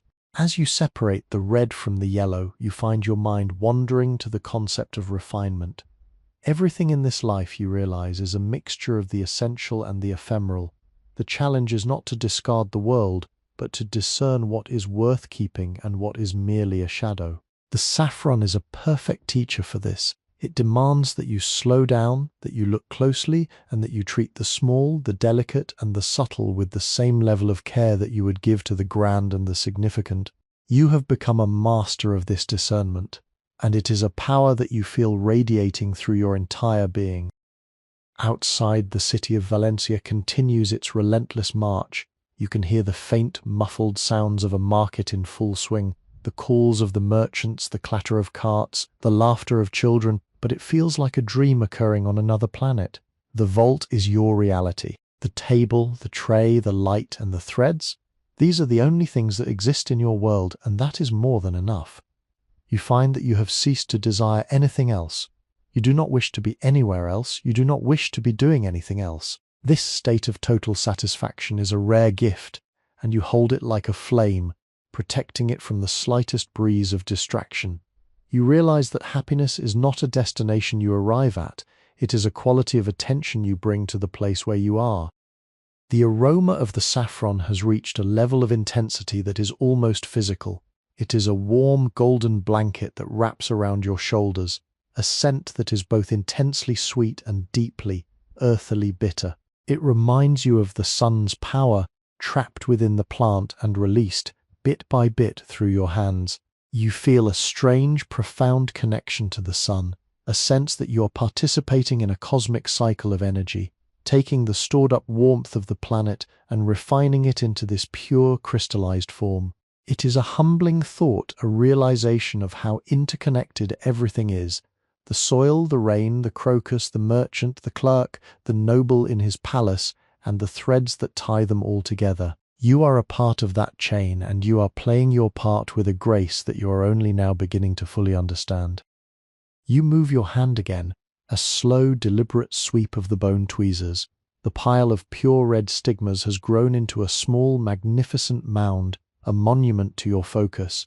You look at it and see, in the reflections of the light, the color of 1,000 sunsets. It is a stunning visual, a deep, saturated color that seems to vibrate with its own inner life. You find that you are no longer just sorting, you are witnessing, you are honoring, and you are preserving. Every thread is a story, a small piece of the world's quiet history that you are keeping safe from the dust and the decay. You are a clerk of the small things, a curator of the minute, and in that you have found a grandeur that matches any monument of stone. You lean back for a moment, letting your eyes rest from the focus, and listen to the silence. It is not empty. It is pregnant with the potential of every thread you have yet to touch, a quiet, expectant energy that sustains you in the cool, dark heart of the vault. As the afternoon wanes, the light inside the vault undergoes its most dramatic shift. The warm amber glow of the earlier hours begins to fade, replaced by a cool, silvery twilight that clings to the limestone walls like a soft, translucent veil. You find that your vision has become remarkably acute in this dimness. Every tiny imperfection in a thread, every subtle nuance of color, stands out with vivid clarity against the olive wood tray. It is as if the vault is stripping away the superficial layers of perception, forcing you to see the world as it truly is, in its essential, quiet, and unadorned state. You are no longer working by the light of the sun, but by the light of your own focus, a steady internal illumination that guides your movements with absolute precision. The rhythm of the work has become a form of prayer. Each time the tweezers descend, each time they grasp a thread, and each time they place it onto the mound of red gold, you are making a silent affirmation of your presence. You are not thinking about the past, you are not projecting into the future. You are fully and completely committed to this single microscopic moment. This, you realize, is the secret to enduring any trial or finding peace in any environment. It is the ability to shrink your world down to the size of the immediate task, to find a sense of completion in the smallest possible act. When you are fully present, there is no room for anxiety, no room for boredom, and no room for the feeling of being overwhelmed by the weight of the world. You look at the heap of discarded yellow styles and see them not as waste, but as the discarded husks of the day. They represent all the things you thought you needed but didn't, all the worries you carried that didn't serve your purpose, and all the distractions you entertained that didn't bring you closer to your center. You have sorted them out one by one until only the essence remains. It is a powerful realization, a profound form of self-correction that you have been performing without even knowing it. You are becoming a more refined version of yourself, polished by the hours of silence, smoothed by the repetition of the work, and focused by the clarity of the spice. The aroma of the saffron is now so deeply infused into your surroundings that it feels like you are breathing in the spirit of the vault itself. It is a scent that bridges the gap between the mundane and the divine, the earth and the light, the labor and the luxury. You find yourself inhaling deeply, letting the complex, bittersweet perfume wash over your senses and clear your mind of any lingering noise. It is a grounding influence, a constant reminder of where you are and what you're doing. You are a clerk in a merchant's vault in the year 1492, and you are currently engaged in the most important work of your life, the work of being exactly who you are, without apology and without pretense. Outside, the evening air is cooling, and the sounds of the port are beginning to subside, signaling the transition into the night. You feel a sense of camaraderie with the world outside, even as you remain separated from it. You know that somewhere someone is lighting a candle, someone is preparing a meal, and someone is looking at the stars wondering about the future. You're doing the same in your own way. You are preparing your own inner space for the rest that is to come, refining your consciousness into a state of pure, quiet readiness. The vault, in its ancient, immovable way, seems to be supporting you, providing the stability you need to navigate these final hours of your task. You are not alone. You are part of a grand, silent community of souls who throughout history have found their peace in the quiet application of their focus. The deepening shadows of the evening do not bring darkness, but a profound velvety depth that seems to expand the boundaries of the vault, making the room feel like a vast, limitless space where only the table and your hands exist. You find that the rhythmic motion of your work, the gentle lift, the precise separation, the smooth release, has become a form of second nature, as innate and reliable as the beating of your own heart. Your mind is quiet, remarkably so, a calm lake undisturbed by even the slightest breeze. The persistent, nagging thoughts that often occupy a person's day, the what-ifs, the regrets, the plans, have all vanished, dissolved by the sheer intensity of your focus. You are in a state of absolute grace, a rare and precious condition where you are entirely at one with your environment. You reflect on the history of the spice you hold. You have heard the merchants speak of it in hushed, reverent tones, calling it the red gold of the Mediterranean, a substance more precious than silk, more enduring than timber, and more transformative than any dye. But as you hold these tiny thread-like stigmas in your tweezers, you realize their true value isn't their price or their scarcity. Their value lies in the human history they contain, the thousands of hours of labor, the generations of knowledge about the crocus fields, and the collective devotion of everyone who has ever touched them, from the harvester in the freezing morning mist to the clerk in the cool, silent vault. You are the latest in a long, unbroken chain of hands, and you take your place in this sequence with a deep, humble respect. The smell of the saffron has taken on a new, more mysterious quality in the dark, a scent that speaks of secrets and hidden depths. It is an ancient fragrance, one that carries the weight of centuries, and you find yourself leaning into it, letting it ground you further into the floor, into the stone, into the very foundation of the building. You are anchored. The world may be changing above, with new horizons being charted and new maps being drawn, but you are rooted here in the eternal present of the vault. You have learned that true security is not found in controlling the world, but in controlling the focus of your own attention, in creating a space where the noise of history cannot penetrate. You move with a grace that is almost hypnotic, your hands tracing paths through the air that have been repeated thousands of times, yet each movement feels fresh, deliberate, and intentional. You are not rushing toward the end, you are living the middle. You are enjoying the texture, the color, the scent, and the silence. You have discovered that the quality of life is found in the details, the microscopic shift of a thread, the subtle change in the light, the soft rustle of the spice, the weight of the air. These are the things that matter, the tiny granular components of existence that, when attended to with care, transform a simple life into something radiant and profound. The silence around you is vibrant, filled with the hum of a latent, quiet energy. It feels as if the stone itself is absorbing your concentration, holding it like a memory, a part of the vault's long history. You are leaving a mark not on the world of grand events, but on the soul of the room. You are contributing to the stillness, adding your own quiet layer of peace to the many that have come before. And you feel that in return, the vault is keeping you safe, preserving your mind in a state of clarity and calm that you can carry back out into the world. You are a clerk of the red gold, yes, but you're also a student of the stillness, and the lessons you have learned in this cool, dark sanctuary are the most valuable assets you will ever possess. The night has fully claimed the city, yet the vault remains a sanctuary of suspended time, anchored by the faint, lingering scent of saffron and the steady, rhythmic pulse of your own breath. You are now in the final hours of your labor, but there is no urgency in your hands, only a profound, meditative ease. The pile of crimson on the tray has become, for you, a physical manifestation of the day's stillness, a concentrated, radiant center that pulls your focus inward. You feel as though you have traveled a great distance, not across the landscape of the world, but through the landscape of your own mind.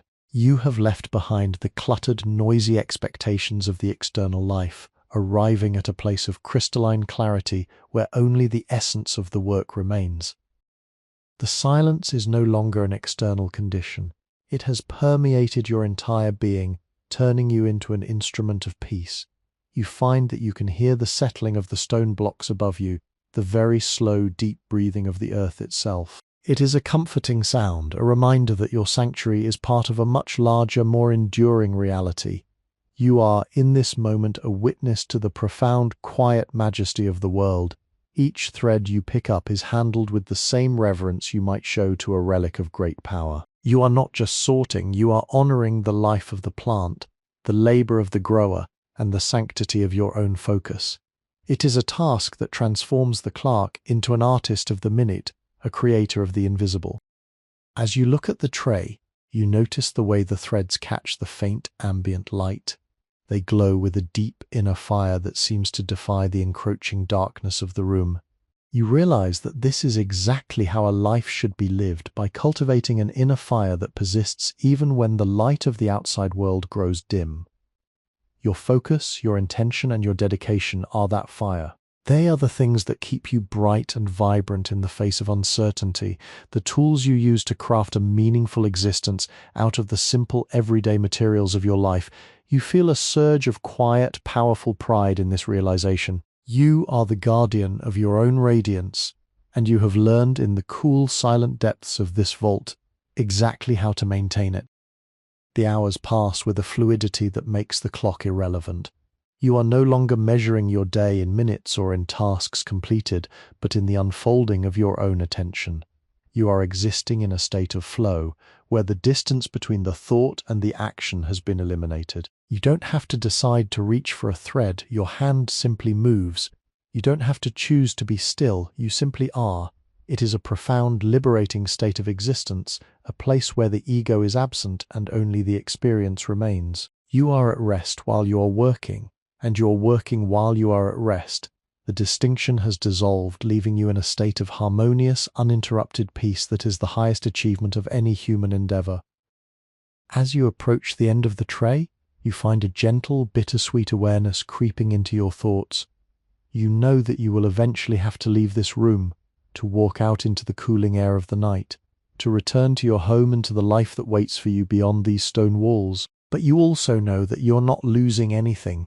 You're taking the vault with you. You're carrying this stillness, this clarity, and this profound sense of connection in your bones, in your breath, and in your soul. You have discovered that you can access this sanctuary whenever you need to, simply by closing your eyes and returning to the rhythm of your own focus. You have been shaped by the vault, and in turn, you have left your own indelible mark upon it, the mark of a life well lived, even if only for a few hours, in the absolute beautiful and enduring presence of the here and now. The final moments of your time in the vault arrive with a gentle, hushed solemnity, as if the very air itself is acknowledging the conclusion of your long meditative cycle. You place the last of the red threads onto the magnificent glowing mound, and for a long, lingering heartbeat you simply stare at it. The sight of it is hypnotic, a crimson landscape that holds the concentrated energy of 1,000 flowers, a treasure that is as much a work of art as it is a commodity of trade. You feel a profound sense of satisfaction radiating from your chest, a warmth that contrasts perfectly with the cool, unchanging temperature of the limestone surroundings. You have honored the process, you have respected the spice, and most importantly, you have honored the silence that allowed you to complete this task with such absolute, unwavering presence. You slowly pick up the bone tweezers for the last time, their surface cool and smooth against your fingertips. You lay them down on the edge of the olive wood tray with a soft, final click, a sound that resonates in the stillness like a closing note of a long, beautiful melody. You lean back in your chair, letting your body fully relax into the wooden frame, and close your eyes. In the darkness of your own mind, the image of the saffron remains, a vibrant, burning beacon of color that seems to pulse in time with your breathing. You are aware of your own heartbeat, slow and steady, a rhythmic reminder of the life that continues beneath the weight of the stone. You have found a home here, in this narrow beam of focus, and though you are leaving the vault, you know that the path back to this state of mind will always be open to you. The transition to movement is slow and deliberate. You do not rush. There is no longer a world that demands your haste. You stand up, feeling the stretch of your muscles and the satisfying grounded strength in your legs. You walk to the heavy oak door, your footsteps making no sound on the packed earth, as if you're moving through the room like a ghost. You pause once more, turning back to look at the table. In the deep, encroaching night, the tray sits like an altar, a monument to the quiet persistence of your own soul. You take one last deep breath of the air of the saffron, the air of the stone, the air of your own internal sanctuary, and you tuck the scent away in your memory, a treasure you will carry into the world outside. As you turn the iron ring and the heavy door groans open, the sound is not an intrusion, it is a bridge. You are stepping out of the vault and back into the flow of time, but you are not the same person who entered this morning. You have been tempered by the silence and refined by the labor. You have learned that the world's chaos is something you can observe without being consumed by it, and that your own peace is not a fragile thing, but a robust, enduring foundation you can build wherever you find yourself. The night air of Valencia greets you with a soft, cooling touch, and the stars above look down with a vast, indifferent, and beautiful wisdom. You step out into the narrow alleyway, your movements light and sure. The city is a tapestry of shadows and soft yellow light, and you walk through it with a newfound sense of purpose. You are no longer just a clerk of the Merchants Guild, you are a master of your own attention, a guardian of the quiet moments, and a traveler on the path of internal peace. You walk past the closed doorways and the quiet sleeping homes, feeling a deep, unspoken connection to everyone who rests behind them. You are all part of the same unfolding story, and you are all seeking in your own ways the same serenity you have found in the vault. As you reach your own door, you feel a sense of homecoming that is deeper than just physical shelter. You have arrived at a place within yourself where you are always safe, always focused, and always at rest. You unlock your door, enter your room, and as you lie down on your mat, you feel the same steady pulse of the vault beating in your own heart. A final, beautiful assurance that you are whole, you are centered, and you are finally truly at peace. Sleepy History with Theodore is a sanctuary for the mind, an invitation to step out of the rush and into the rhythmic, meditative beauty of the past. By choosing to spend these moments with us, you are affirming the value of your own inner quiet. If this journey has brought a measure of stillness to your day, we invite you to continue the tradition. Like the threads of saffron we have sorted together, your support through likes, comments, and shares acts as the essential fiber that holds this community together. Tell a friend about these stories, let the calm spread to those who need it most, and rest in the knowledge that whenever the world grows too loud, our vault remains open, the history remains patient, and the path to peace is always waiting for you. The dawn of a new day in Valencia breaks not with a shout, but with a tentative pearlescent glow that bleeds into the narrow gaps between the city's ancient rooftops. You wake from a sleep that was as deep and dark as the vault itself, feeling a strange lingering buoyancy, as if the silence you cultivated yesterday has become a permanent part of your physical constitution. You sit up slowly, your body familiar with the ritual of the morning, and look around your room. It is the same modest space it has always been, yet it feels transformed by your new perspective. Every object, from the wooden chair in the corner to the single bowl on your table, holds a quiet, dignified presence. You have learned that the world does not need to change for your experience of it to be profound. You only need to change the way you witness it. You dress in your simple tunic, moving with the same deliberate, graceful rhythm that you practiced in the vault. The air outside is cool, carrying the sharp, invigorating tang of the harbor, and as you step into the street, the morning mist swirls around your ankles like a shroud of memory. The city is beginning its daily cycle of commerce and labor, but you remain untouched by the urgency that seems to animate the people passing by. You see the fruit sellers arranging their wares, the bakers pulling hot loaves from the stone ovens, and the sailors heading toward the docks, and you feel a profound, quiet affection for them all. They are busy living the loud external story of the world, while you have become the guardian of the quiet internal story that runs beneath it. Your walk to the merchant's house is a journey of discovery. You notice the architectural details of the buildings you have passed 1,000 times before. The delicate tracery of the windows, the worn texture of the sandstone, the way the light catches the moss in the crevices of the walls. You are seeing with the eyes of the sorter, looking past the obvious to find the essential beauty hidden in plain sight. It is a liberating experience, this refusal to take anything for granted. You feel a sense of lightness, a detachment from the petty concerns that usually cloud a person's morning. The worries about whether you will be on time, or whether the merchant will be pleased, or whether the trade will prosper, all dissolve into the morning mist. You are here, you are walking, and you are alive. That is enough. When you reach the warehouse, the iron-studded door stands waiting, a silent, unmoving sentinel in the morning shadows. Placing your hand upon it, you feel a hum of anticipation. This is the place where you were forged, the place where you learned that stillness is not the absence of life, but the highest expression of it. You unlock the door and step inside. The air is as cool and dry as you remembered, a refreshing shock to your senses that instantly pulls your focus inward. The vault is empty, yet it feels filled with the accumulated stillness of your previous days. You walk to the walnut table and remove the cloth from the tray. The saffron, waiting in its pristine, organized state, seems to glow even in the dimness of the room, a testament to the power of human care. You sit down, your posture as straight and steady as a mountain, and your feet planted firmly on the flagstones. You do not reach for the tweezers immediately. Instead, you sit for a long time in the absolute resonant quiet, letting the vault welcome you back. You are not a guest here.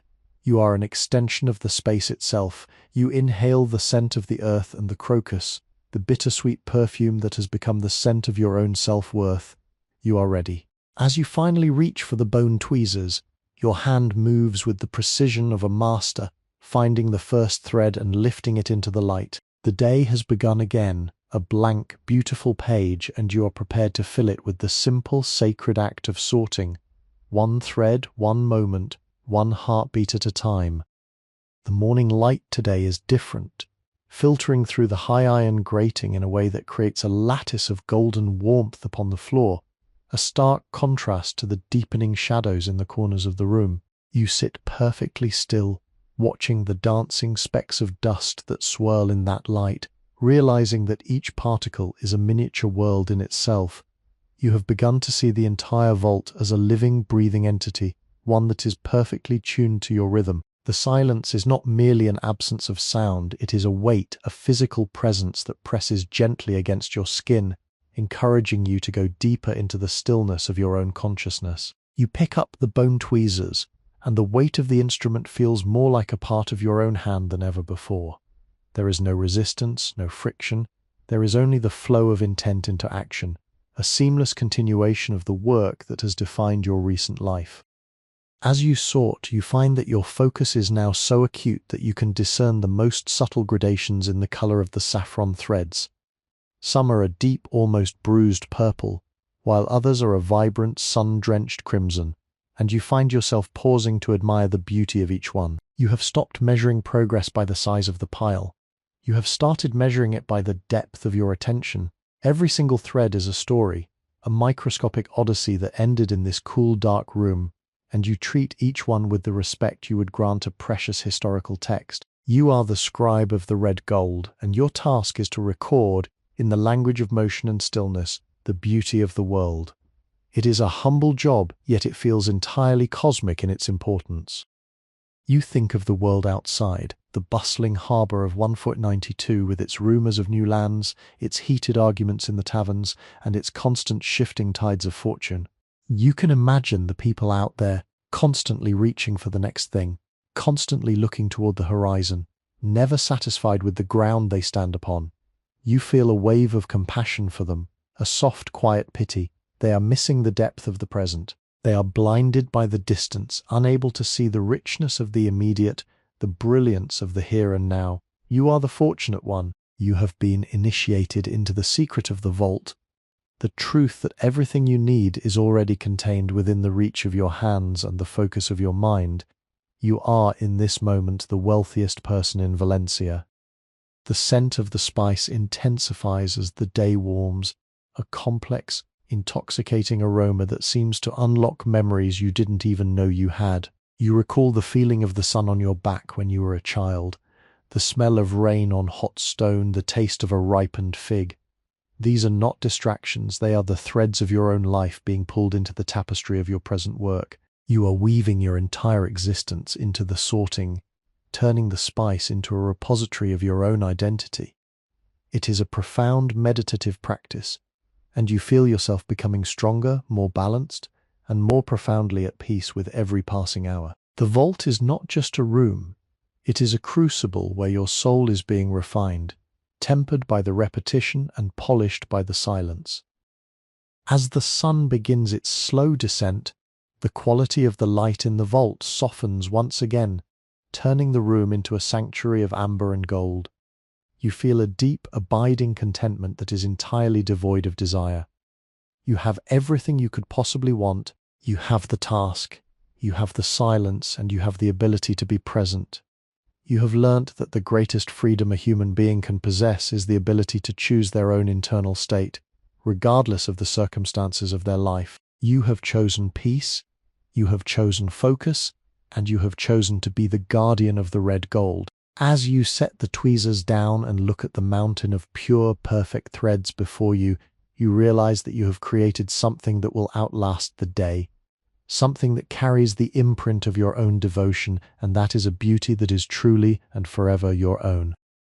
The twilight hours in the vault are the most precious, for as the sun retreats from the world outside, the air inside the stone chamber grows thick with a heavy ancient peace. You find yourself sitting in the final, fading light, watching the way the shadows lengthen and stretch across the flagstones like long dark fingers reaching out to claim the room. It is a time for reflection, a time to let the day's labor settle in your memory like fine golden dust. You have spent hours in this chair, your back straight, your focus absolute, and as you sit, you realize that your physical form has become perfectly attuned to the architecture of the space. You feel as if you are a part of the masonry, a living pillar in the grand silent cathedral of the merchant's wealth. The saffron, now a massive glowing pile of red, sits before you like a small captured sun, its aroma filling the room with an intensity that seems to vibrate with the stored heat of 1,000 summer days. You reflect on the nature of your life as a clerk. In the eyes of the world, you are a minor figure, a man of little consequence, a servant to the merchant's enterprise. But in the quiet, undisturbed space of the vault, you are the king of your own realm. You hold the power of choice, the choice of how to spend your attention, the choice of how to respond to the stillness, and the choice of what to value. You have chosen to treat each tiny thread with the dignity of a royal decree, and in doing so you have elevated your own existence to a level of nobility that no title or wealth could ever bestow. You have discovered the secret that the great explorers and the powerful lords are all searching for, that happiness is not a destination found at the end of a long, arduous journey. It is a quality of heart that can be cultivated in the simplest of places through the most humble of tasks. The silence is so profound that you can hear the faint, rhythmic sound of the city's heart beating in the distance. There is the occasional clatter of a carriage, the far-off, mournful call of a night watchman, and the steady, relentless wash of the sea against the harbour walls. These sounds are no longer intrusions. They are the background noise of the universe, the distant, chaotic static that makes the silence of your vault seem even more precious, even more necessary. You are in a pocket of time that has been preserved, a sliver of eternity that you have been allowed to inhabit. You feel a deep, abiding gratitude for the merchant, not for the wages he pays, but for the opportunity he has inadvertently given you, the opportunity to find your own center, to learn the art of being, and to reclaim the sanctity of your own attention. As you stand up, your limbs feel loose and fluid, a direct consequence of the hours of steady, rhythmic work. You prepare to leave the vault, but you find yourself pausing at the doorway, looking back at the walnut table one last time. It is a scene of utter, quiet perfection. The tray, the bone tweezers, the heap of pure red spice, the cooling air. It is a tableau of your own dedication. You know that tomorrow you will return, and the work will be waiting for you, a constant, reliable presence in a world that is otherwise defined by its instability and flux. This knowledge is not a burden. It is a comfort, a foundation upon which you can build the rest of your life. You are a man who knows his place, who knows his purpose, and who knows that peace is not something you receive, but something you create over and over again through the patient application of your own soul. You step out into the night, and the cool, bracing air of Valencia feels like a benediction on your skin. The stars above are scattered like silver coins across the dark, velvet expanse of the sky, and you walk beneath them with a sense of quiet, understated authority. You are the owner of your own silence, the keeper of your own peace, and as you navigate the narrow, winding alleys toward your home, you carry the atmosphere of the vault with you. Every step is a meditation. Every breath is a renewal, and every moment is an opportunity to practice the presence you have so painstakingly cultivated. You reach your home, you enter, and as you settle into the soft, comforting darkness of your room, you realize that the vault has not been left behind. It is within you now, a core of stillness that will remain even when the noise of the world comes calling, a secret golden treasure that you will guard for the rest of your days. You are home, you are whole, and you are finally truly at rest. The morning air in Valencia is cool, carrying with it the briny scent of the Mediterranean and the faint, sweet promise of a new day. You awaken before the sun, your senses sharp, your mind unburdened by the debris of dreams. There is a singular crystalline quality to the dawn that matches the state of your own consciousness. You dress in silence, moving with the measured grace of one who has learned that haste is the enemy of quality. As you leave your small, modest room, the streets are still cloaked in the blue shadows of the pre-dawn, the silence of the city acting as a soft, sympathetic resonance to the stillness that has become your second nature. You walk the familiar route to the merchant's warehouse, every stone of the cobblestone alleyways beneath your feet feeling like a trusted friend. The world feels new, as if you are witnessing the creation of the day itself, a fresh, unblemished opportunity to inhabit the present. Arriving at the iron-studded door, you feel a familiar sense of grounding. You are entering your sanctuary, the stone-walled vault where time slows to the pace of your own breath. You unlock the mechanism, the heavy rusted metal giving way with that deep resonant sigh that has become the overture to your daily meditation. Once inside, the cool, dry air of the vault greets you, a refreshing, almost sacred atmosphere that instantly centers your spirit. You walk toward the walnut table, and there, waiting for you in the center of the room, is the tray. You uncover it, revealing the magnificent, vibrant mountain of crimson saffron threads. The light from the high grating begins to filter down, illuminating the spice until it seems to glow with an inner, molten heat. It is a work of art, a monument to the labor you have invested, and it is here, waiting for your hands. You take your seat, adjusting your posture until your spine is aligned with the stability of the stone walls surrounding you. You place your feet firmly on the floor, feeling the connection to the earth beneath the foundation of the building. You do not begin immediately.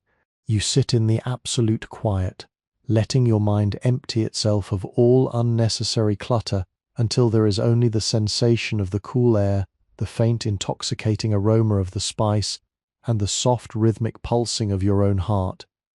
This is the foundation of the work, the preparation of the self. You are the instrument, and your concentration is the music.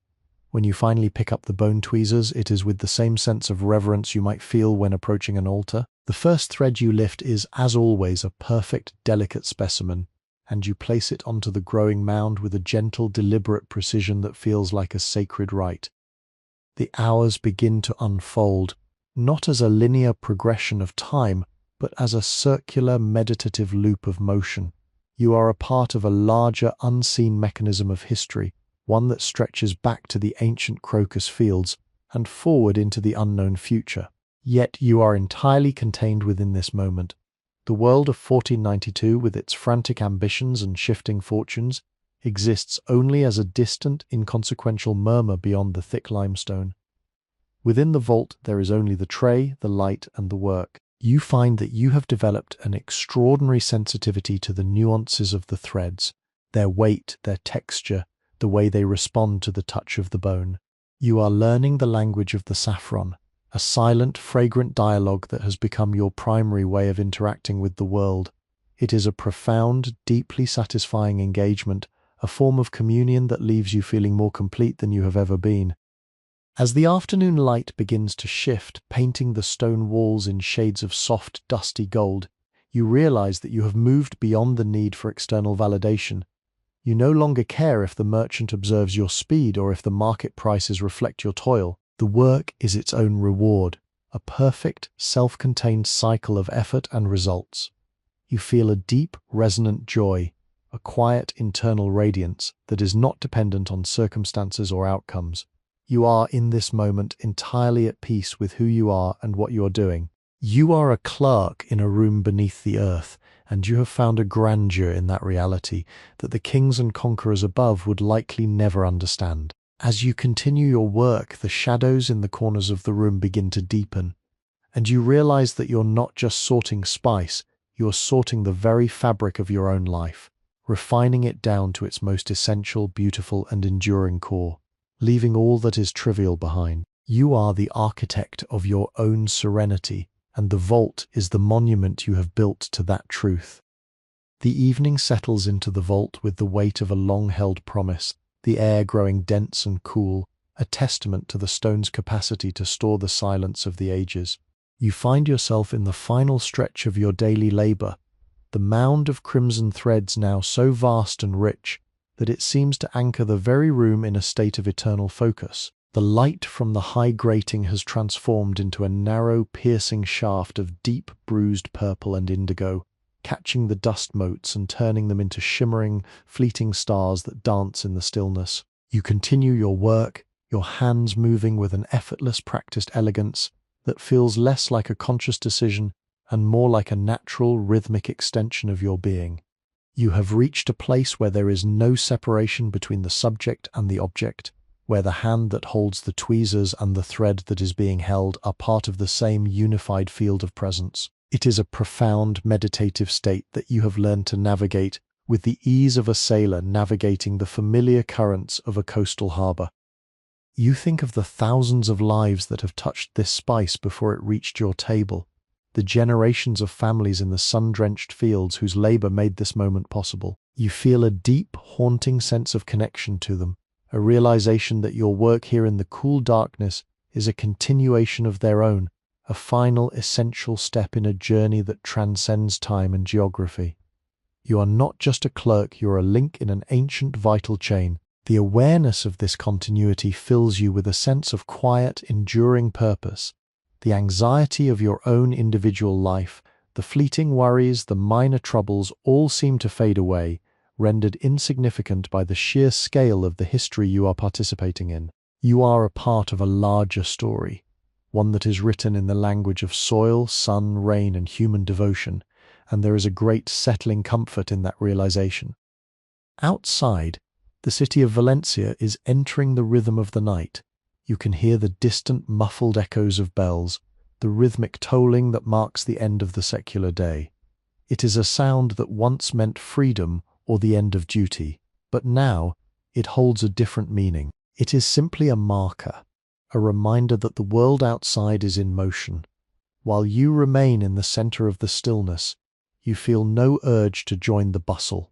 You are entirely content where you are. You have discovered that you can be more free in this confined room than in the widest, most open field, because your freedom is not a matter of geography, it is a matter of the mind. You have achieved a form of sovereignty that no power can take away, the ability to find your own center, to sustain your own focus, and to live in the beauty of the present.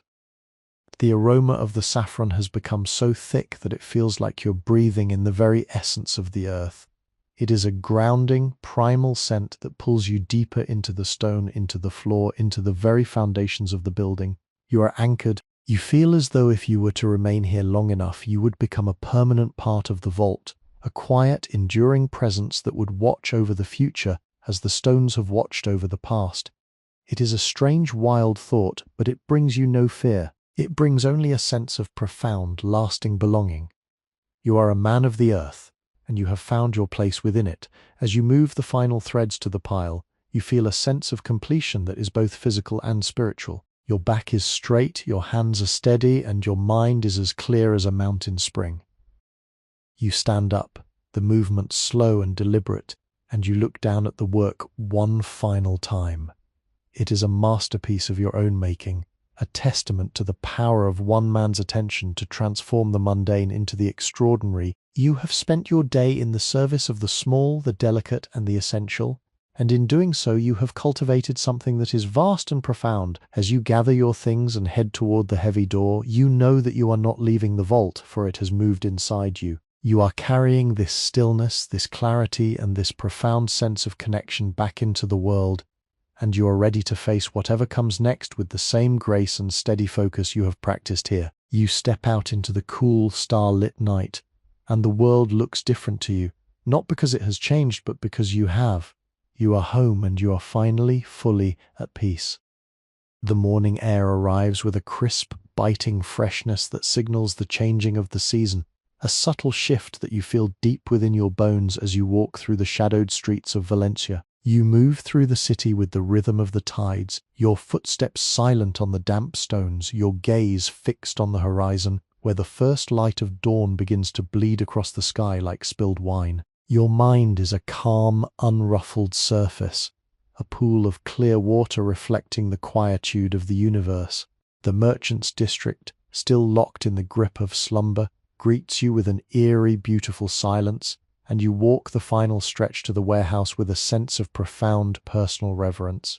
This space, this journey, these walls, they are the geography of your soul, the landmarks by which you navigate the vast internal map of your own existence.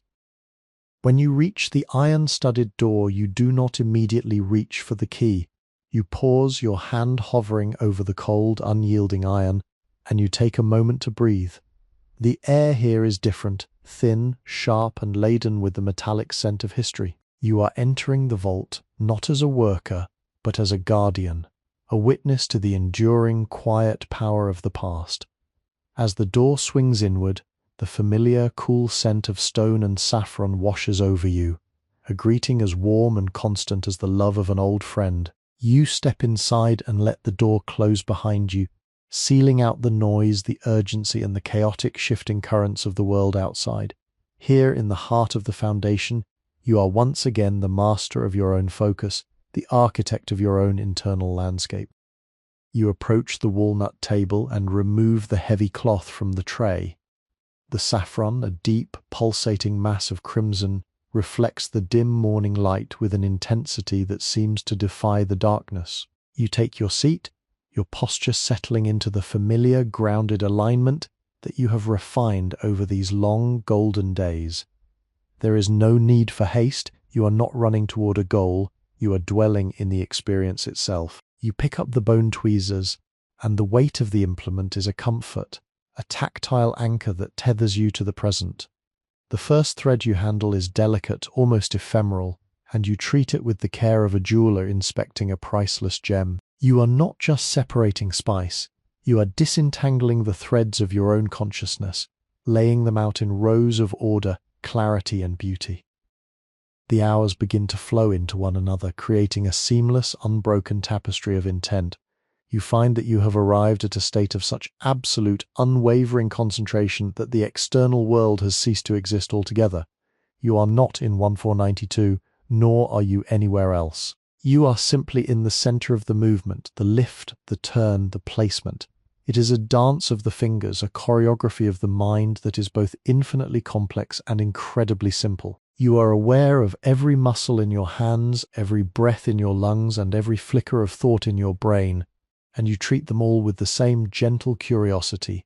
You have learned that the struggle to reach a state of grace is, in itself, the struggle against the ego's need to be elsewhere, and you have finally, fully, let that need go.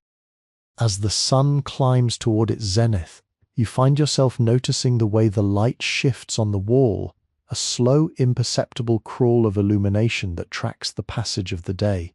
It is a silent clock, a reminder that time is not something that happens to you, but something that you move through with purpose. You realize that you have become a master of time, not by controlling it, but by inhabiting it so fully that it ceases to be a measurement and becomes instead a medium in which you live and move. The aroma of the saffron, which once seemed like an external fragrance, has now permeated your own skin, a constant underlying reminder of your dedication. You are saturated with the work, a part of the history you have been sorting, and in this you find a profound, lasting freedom. You are the keeper of the red gold, and in the quiet, cool silence of the vault, you have found the greatest treasure of all, the ability to be perfectly, undeniably, and eternally at home within yourself. The afternoon light pours through the narrow, high-set grating, a focused beam of golden illumination that cuts through the deep, cool shadows of the vault like a physical object. You watch the dancing dust motes within this shaft of light, realizing they are like the fleeting thoughts that once cluttered your mind, but now you simply let them drift, neither grasping nor pushing them away. Your workspace, that sturdy walnut table and the olive wood tray, has become the center of your entire universe. You have reached a level of focus where the very air around you seems to vibrate with the intensity of your presence. The bone tweezers, cool and balanced in your grasp, act as an extension of your own nervous system, translating your intent into the delicate, precise movements required to sort the harvest of the crocus fields. There is a rhythm to this labor that is deeply, profoundly satisfying. It is the rhythm of the tides, of the seasons, of the heartbeat itself, a cycle of contraction and expansion, of focus and release, You take a cluster of stigmas, isolate a single perfect red thread, and place it with the others. Each individual movement is a meditation, a tiny self-contained act of devotion that requires your absolute presence. You have stopped measuring your life in the grand terms of accomplishments or failures. Instead, you measure it in the number of threads you have sorted with total unwavering attention. This, you have come to understand, is the only true measure of a life well lived, the quality of your presence in every single moment, no matter how small or seemingly insignificant the task may be. Outside, the city of Valencia vibrates with the noise of the 15th century, the clamour of the markets, the insistent ringing of church bells, the distant muffled shouting of sailors and merchants.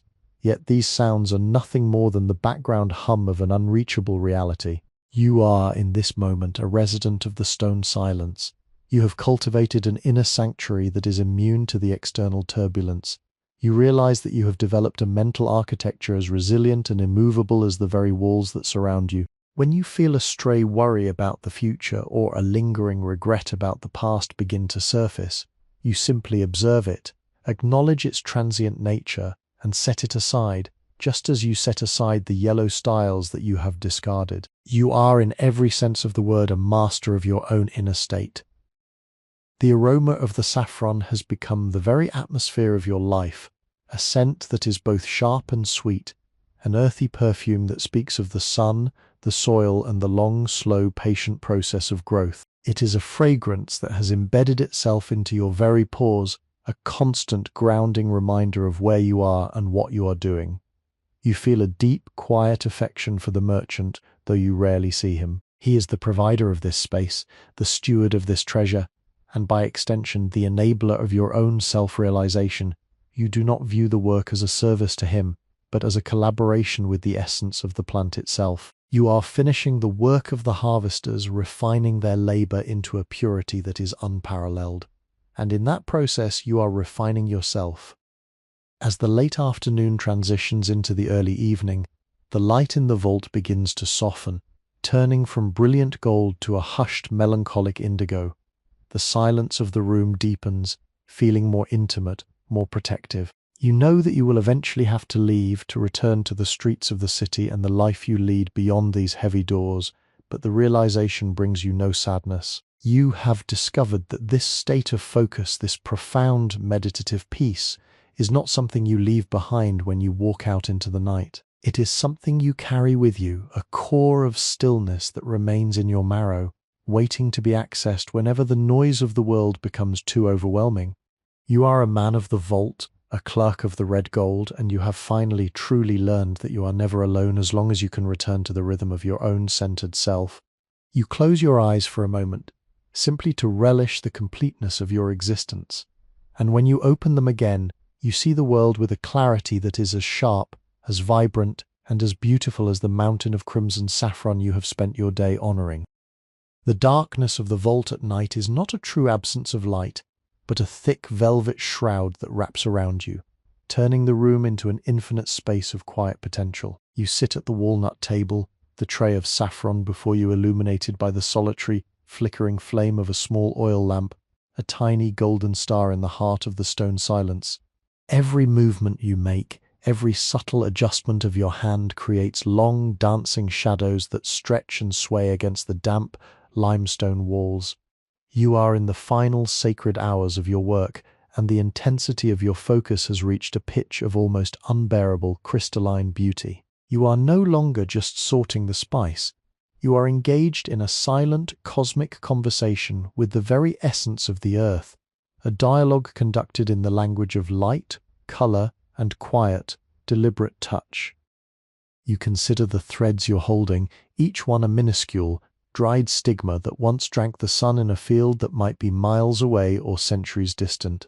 You are the final steward of this solar energy, the one who cleanses it of its impurities, the one who readies it for its ultimate purpose, to flavor, to heal, to dye, to sanctify. You feel a deep, heavy responsibility in this, not a burden, but a weight that anchors you firmly to the floor. You are a bridge between the physical world of agriculture and the human world of refinement. You are the clerk of the red gold, and your devotion to this task is your quiet, unshakable offering to the order and beauty of the universe. Every thread placed correctly is a small, quiet victory against the chaos that always waits at the periphery of existence. Your mind is remarkably still, a mirror-flat lake that reflects nothing but the reality of the present moment. The thoughts that usually plague the human condition, the anxiety about tomorrow's needs, the regret over yesterday's missed opportunities, the constant clawing urge to be more, to have more, to be recognized, have all been stripped away, discarded like the yellow husks in the tray. You have learned that the key to lasting peace is not to escape the world, but to simplify your relationship with it. By narrowing your focus to this singular, elegant, and demanding task, you have discovered the vast hidden architecture of your own soul. You are in this vault entirely enough. You do not need to be any different than you are, and you do not need to be anywhere else. The air in the vault has grown incredibly cool, a crisp, invigorating temperature that keeps your mind sharp and your senses alert. You breathe it in, the mixture of cold stone and the intoxicating, bittersweet perfume of the saffron filling your lungs and grounding you in your body. It is a sensory experience that feels deeply, fundamentally right. You are a biological being, a creature of the earth, and you are currently in perfect, harmonious alignment with your environment. The silence is not empty, it is pregnant with meaning, an expectant energy that seems to flow through your hands and into the saffron. You are leaving a part of your own stillness behind in the pile, a permanent, invisible mark of your presence that will remain long after you have gone. As you look at the mountain of crimson you have accumulated, you are struck by the sheer, staggering, and beautiful absurdity of human effort. Millions of blossoms, thousands of harvesters, hundreds of miles of travel, and now finally your own hours of steady, rhythmic work, all to produce this small, vibrant, and transformative material. It is a lesson in the interconnectedness of all things, a realization that nothing exists in isolation. You are a participant in a vast global web of labor and care, and you hold your place in it with a quiet, unshakable pride. You are a clerk in a room in 1492, and you have understood the nature of true value. It is not in the price, it is in the attention. You put down the tweezers, the click echoing in the stone vault like a final, definitive note, and you sit for a moment, simply existing in the space you have curated, a man at peace with the world, with his labor, and with his own quiet heart. The dawn arrives, filtering through the high barred windows with a pale, ethereal light that paints the vault in shades of silver and slate. You are already awake, sitting at the walnut table with your spine as straight as the stone pillars that support the roof of this ancient building. The air is exceptionally crisp this morning, carrying the faint, sharp scent of frost from the world outside, a stark contrast to the dry, intoxicating perfume of the saffron that occupies your tray. You feel a strange, invigorating clarity in your mind, as if the hours of meditation have washed away any remaining debris of the previous day, leaving you as polished and clear as the bone tweezers you hold in your hand. The city of Valencia is beginning to stir beyond these walls, but the noise of it reaches you only as a distant, inconsequential murmur, a heartbeat of a life that feels increasingly disconnected from the reality you have built here in the dark. You pick up the first cluster of the day, your movements so fluid and practiced that they feel more like a dance than a task. You are in a state of flow, a rare and precious condition where the boundary between yourself and your work has entirely evaporated. The saffron threads are not merely things you are sorting, they are the texture of your thoughts, the manifestation of your focus. You observe the way the light catches their deep crimson color, the way they settle into the neat, organized pile you have been constructing for days. It is a masterpiece of small, persistent choices. You are learning that the most profound changes in a life are not made through grand gestures or sudden transformations, but through the patient, daily accumulation of small, intentional acts of attention. Every time you reject a yellow style and keep a red thread, you are making a choice about who you are and what you care about. The vault has become more than just a room to you.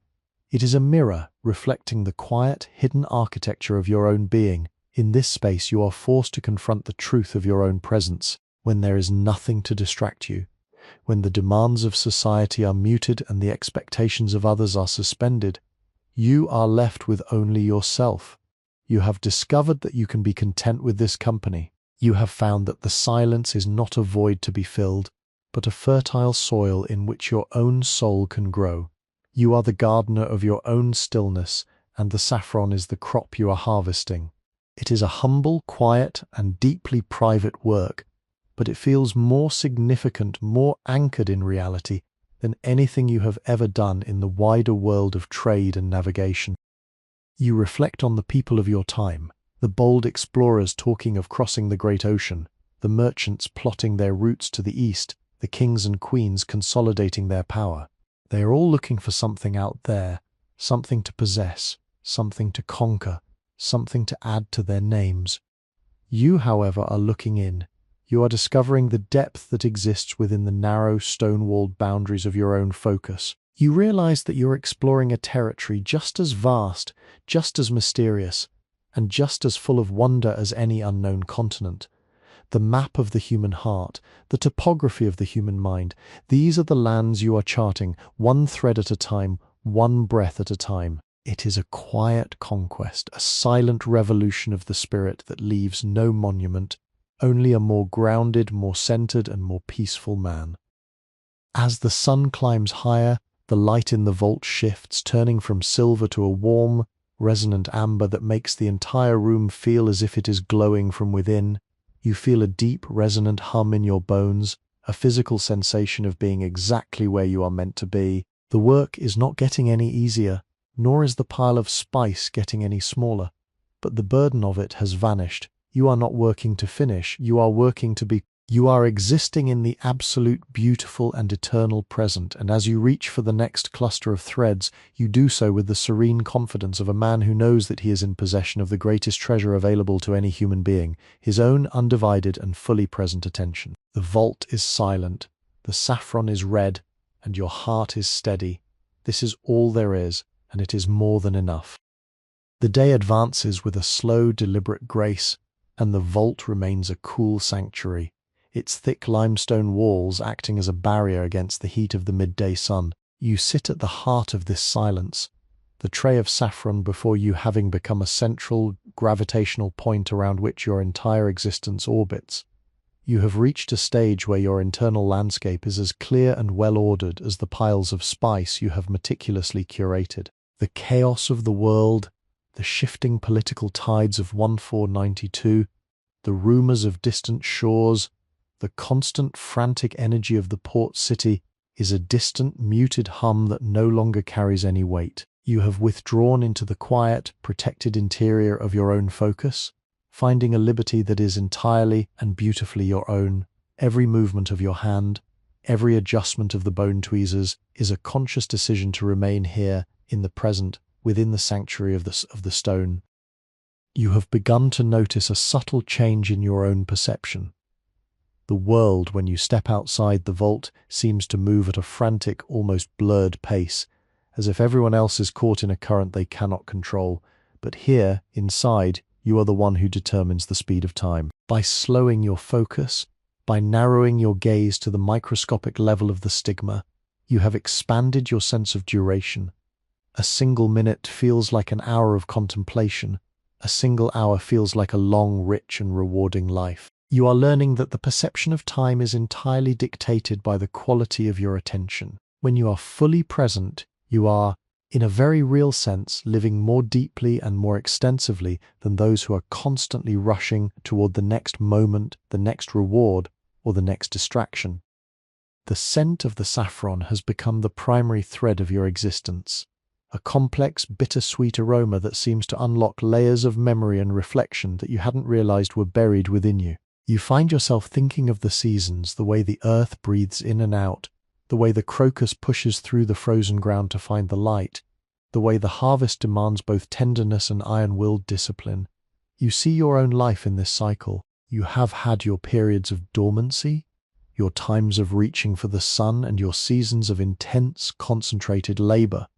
You have realized that there is no wasted time in this cycle. Even the waiting is a part of the growth. Even the stillness is a part of the movement. You have become a man who is at peace with the pace of his own life. a man who knows that when the time comes to act, he will have the clarity and the stamina to do so. Outside, the sounds of the day begin to fade into the softening light of the afternoon, and you feel the weight of the day settling into your limbs, not as fatigue, but as a deep, resonant, and satisfying exhaustion. It is the exhaustion of someone who has given everything to the task at hand, someone who has emptied themselves of all pretense and all ego, and in doing so has become full. You are not holding anything back. Every fiber of your being is directed toward the work, and because of this, you are experiencing a state of wholeness that is rare and precious. You have found that when you stop trying to manage the outcome of your life, when you stop trying to project yourself into the future or hold on to the past, you are finally free to inhabit the present moment with a fullness that is staggering. As the shadows begin to stretch toward the table reaching out to claim the space you have worked in for so many hours, you feel a sense of reverence for the transition. The day is ending, the work is concluding, and you are ready to carry this stillness back into the night. You will walk out of the vault, but you will not leave the experience behind. You have etched this stillness into your character. You have learned that the vault is not a physical place.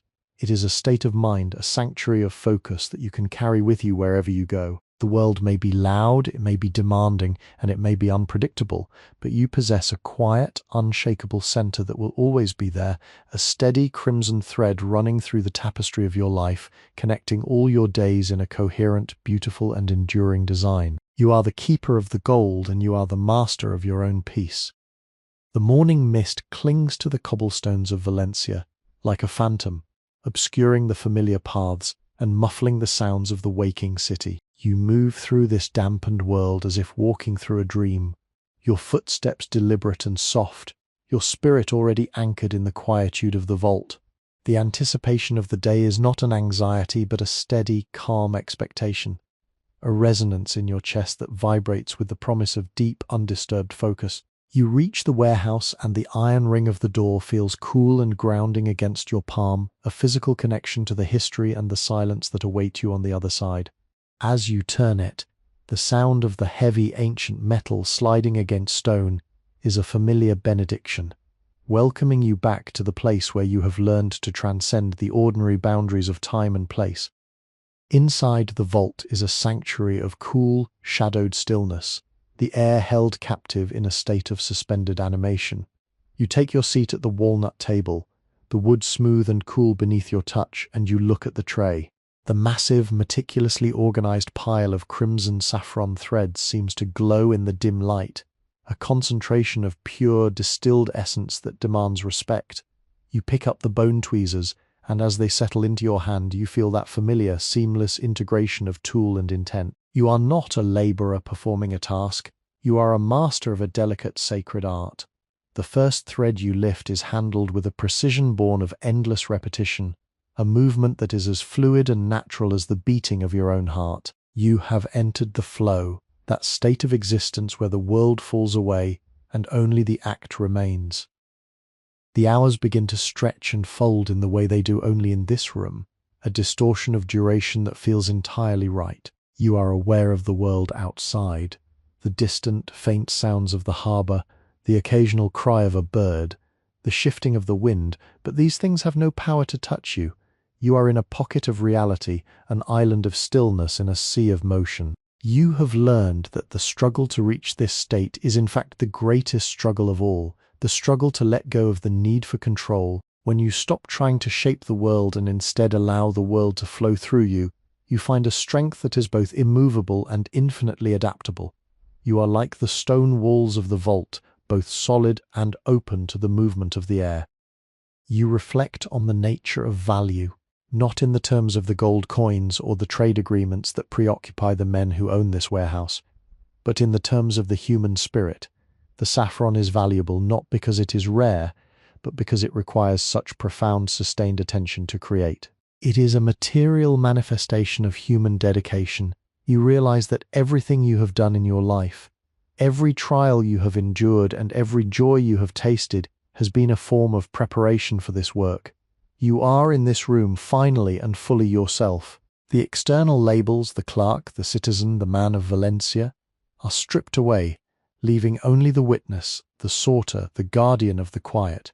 It is a profound, liberating transformation.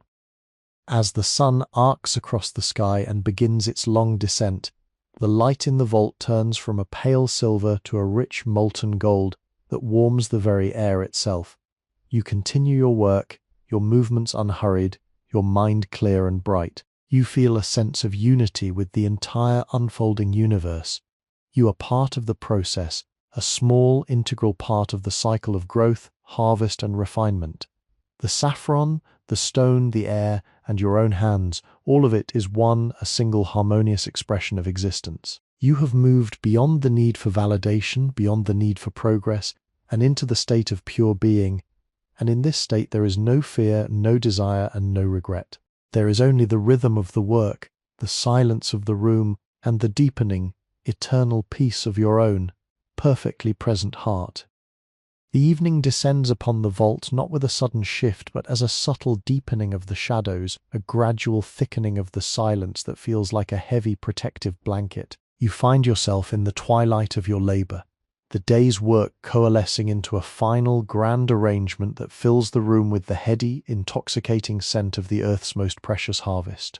You sit perfectly still, your hands resting on the edge of the olive wood tray, watching the way the last remnants of the day's light catch the edges of the crimson pile, turning them into threads of burning light. This is the hour of transition, the time when the outer world fades entirely from your consciousness, leaving you to exist in the pure, unadulterated reality of the present. You feel a profound, resonating sense of fulfillment, a quiet joy that radiates from the center of your being, as if you have accomplished something of monumental importance, even if that accomplishment is invisible to the world outside.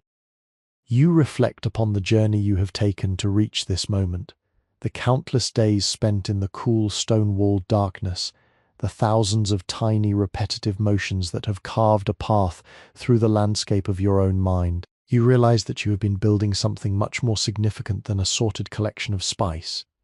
You have been constructing a character, a resilience and a depth of presence that can withstand the inevitable storms of the life awaiting you beyond these doors. The vault has been your crucible, your temple, and your teacher, and the lessons you have learned within these walls are etched into your memory, ready to be called upon whenever the noise and the haste of the world attempt to pull you away from your center. You have learnt that the true measure of a person's life is found in their ability to maintain their poise, their focus, and their kindness, regardless of the pressures and distractions that surround them. Outside, the bells of Valencia begin to chime, their distant, rhythmic tolling marking the end of the day's secular cycle, but for you, the sound is only a gentle reminder of the wider world's heartbeat, a background resonance to your own internal symphony. You feel no urge to hurry, no anxiety to finish, no concern about the passage of time. You have long ago transcended the linear progression of minutes and hours. You are living in the continuous, eternal now, where every moment is a full, complete, and infinitely rich experience. The air is cool and still. The scent of the saffron is a constant, grounding presence. And your own body is a vessel of quiet, steady energy. You are a man in balance, a man in harmony, and you find a deep, enduring comfort in this realization. As you stand up to conclude your tasks, your movements are fluid and graceful, the result of the long hours of meditative practice. You cover the tray with the heavy linen cloth, the fabric falling with a soft finality that feels like the closing of a long, beautiful book. You look around the room one last time, observing the way the shadows have claimed the corners, and the way the silence has settled into the very pores of the limestone.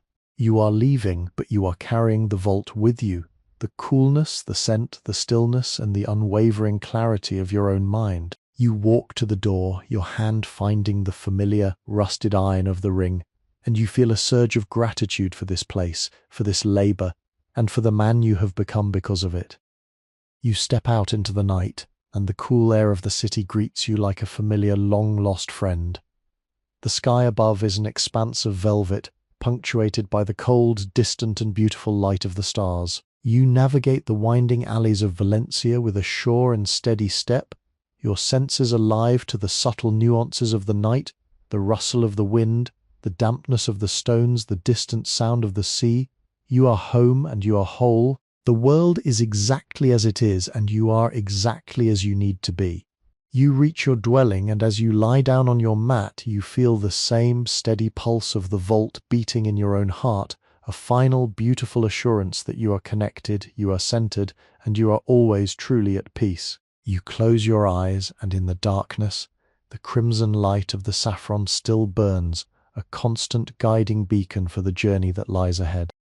The morning sunlight in Valencia does not merely brighten the city, it seems to awaken the very stone of the ancient structures, drawing out a warmth that radiates into the cool, narrow alleyways. You walk toward the warehouse with an even, measured pace, feeling the ground beneath your feet as a solid, dependable partner in your journey. There is no urgency in your stride, for you have learned that the destination is never as important as the state of mind with which you arrive.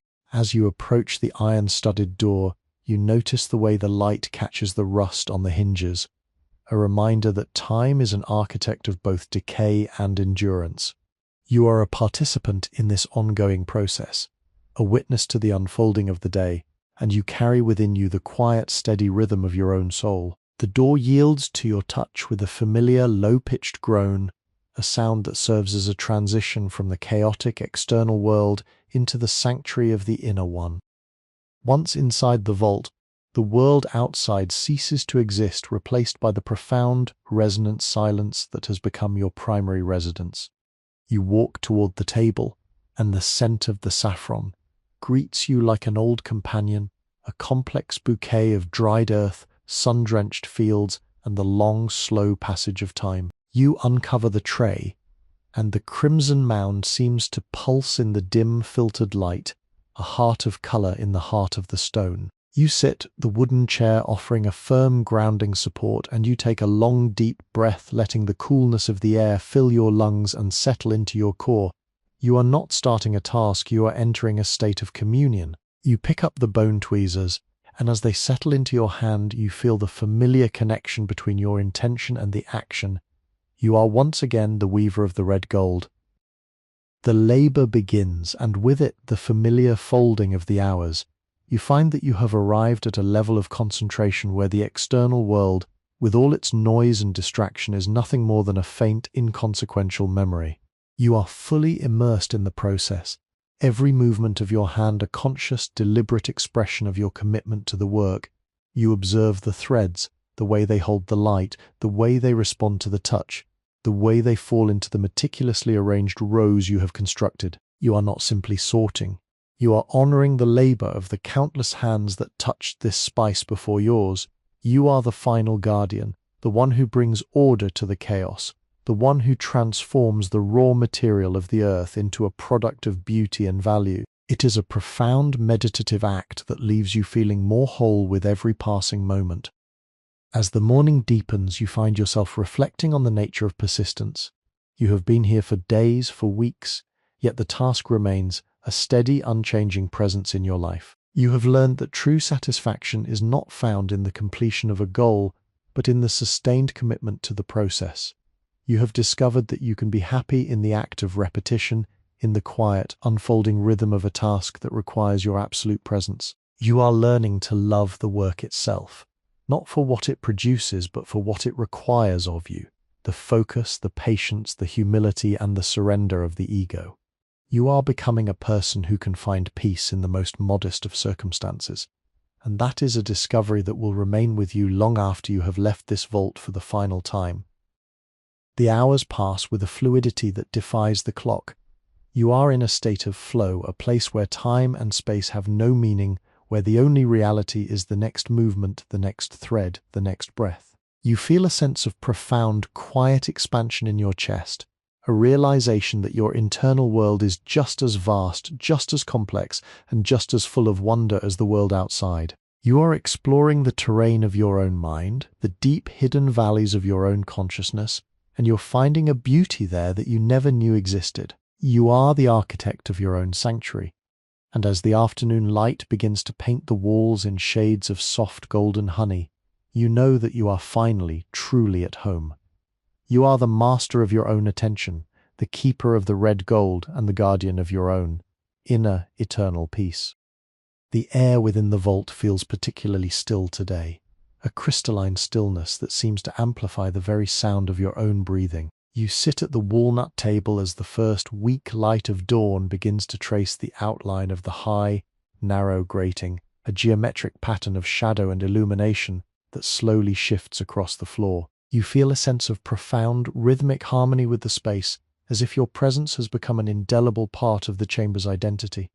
The saffron, that vibrant crimson mountain of concentrated energy, sits before you, waiting to be acknowledged and refined. You pick up the bone tweezers, and the cool, smooth surface of the instrument feels like a natural extension of your own hand. There is no resistance, no hesitation. There is only the seamless, continuous flow of intent into action, a practice that has defined the rhythm of your days for so long that you can hardly remember a life before it. As you begin to sort, you are struck by the incredible microscopic beauty of each individual thread. They are like tiny woven filaments of sunset, each one possessing a unique subtle variation in hue, some leaning toward a deep bruised magenta, others burning with a bright sun-drenched orange. You treat them with the care of a master painter preparing his pigments. You have developed a sensitivity to the material that goes beyond sight. You feel the weight of them, the texture of them, the way they respond to the gentle pressure of the tweezers. You are no longer just a clerk, you are a connoisseur of the infinitesimal. This, you realize, is the secret to a life of depth, the ability to find a universe of complexity and meaning in the most mundane of objects. By narrowing your focus to the extreme, you have inadvertently expanded your understanding of the infinite. The hours fold into one another with a gentle, hypnotic grace. You are aware of the world outside only as a distant, fading memory of noise and movement. The city of Valencia, with its teeming markets, its political intrigues, its shifting fortunes, and its urgent, desperate appetites, has receded to the periphery of your awareness. You are in a different time, a different state of being, where the only thing that matters is the present moment, the act of lifting a thread, the act of placing it, the act of observing the pattern as it grows. You have achieved a form of mental sovereignty that is rare and precious. You have learned that your attention is the most valuable resource you possess, and you have chosen to invest it entirely in this quiet, solitary, and deeply satisfying labor. You think of the people who will eventually receive this spice, the cooks in the noble houses, the apothecaries preparing their tinctures, the merchants trading in distant lands, and you feel a sense of quiet, understated connection to them all. You are the invisible, essential link in a global chain of experience. Your work here, in the cool, silent darkness of the vault, is the foundation upon which their future experiences will be built. This realization does not inflate your ego, it humbles you. It gives you a sense of purpose that is both grounded and grand, a quiet, internal satisfaction that does not require the recognition or approval of others. You are doing the work because it is the work, and because in doing it you are becoming a more refined, more focused, and more deeply centered human being. As the afternoon sun begins its slow, amber-hued descent, the vault takes on a soft, golden radiance that turns the dust motes into tiny, suspended jewels. You continue your work, your movements unhurried, your posture as steady as the stone itself. You feel a deep, resonant hum in your bones, a sense of belonging to the rhythm of the universe. The silence is not a void, it is a presence, a living, breathing, and supportive entity that holds you in its embrace. You have moved beyond the need to achieve, to compete, to compare. You are simply here, and that is more than enough. The world will continue its frantic dance, the tides of fortune will continue to shift, and history will continue its, at times violent, at times beautiful unfolding.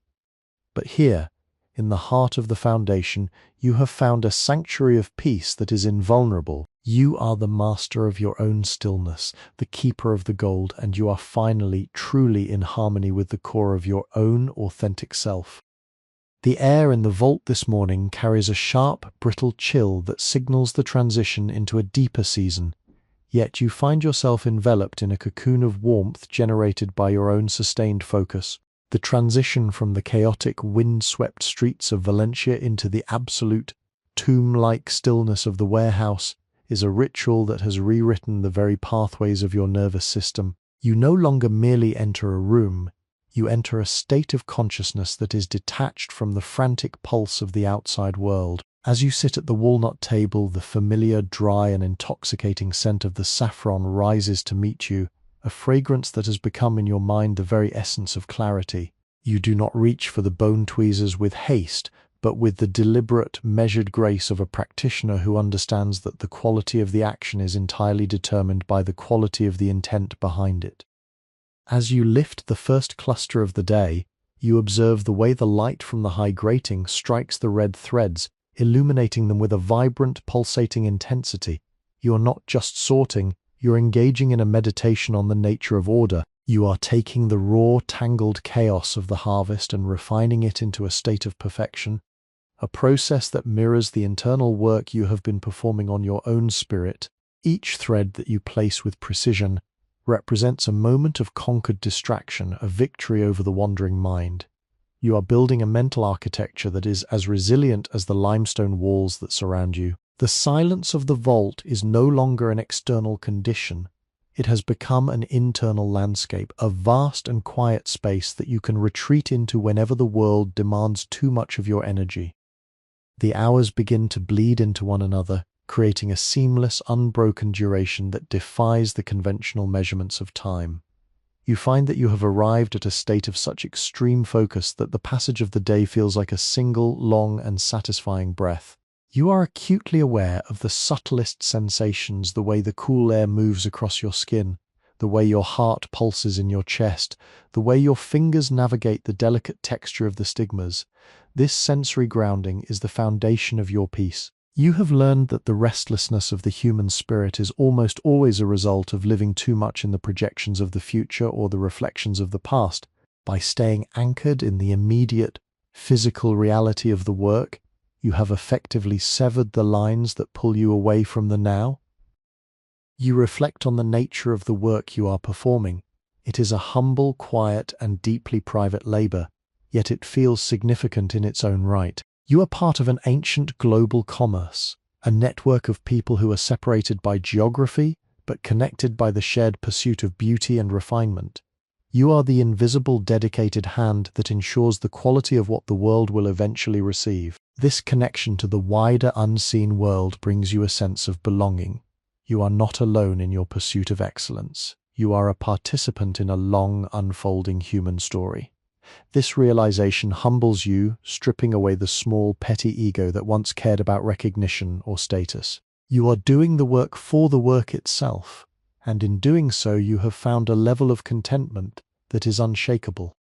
As the late afternoon light begins to filter through the grating, painting the floor in shades of deep, burnt amber, you feel the familiar, comforting weight of the day's labor settling into your muscles. There is no fatigue in this, only a profound sense of having occupied your time with purpose. You realize that you have developed a capacity for endurance that surprises you.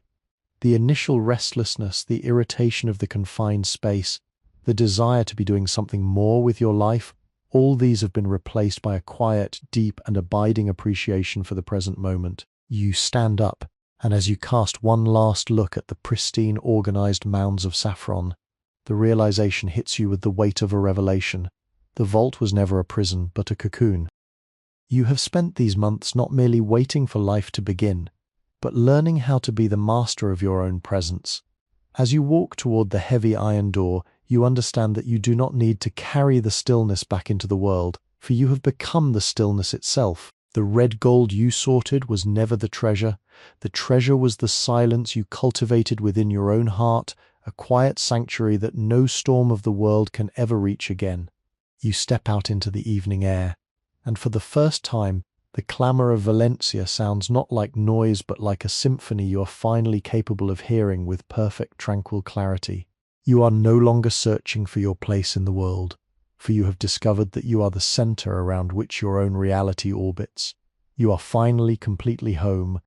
Sleepy History with Theodore is created for relaxation, entertainment, and sleep purposes. The stories shared on this channel are inspired by historical events, daily life, and real periods in history, but they may be simplified, adapted, or narrated in a calming way to enhance the listening experience. This content is not intended to be a precise academic or educational source. While we aim to stay generally accurate, some details may be altered for storytelling flow and relaxation.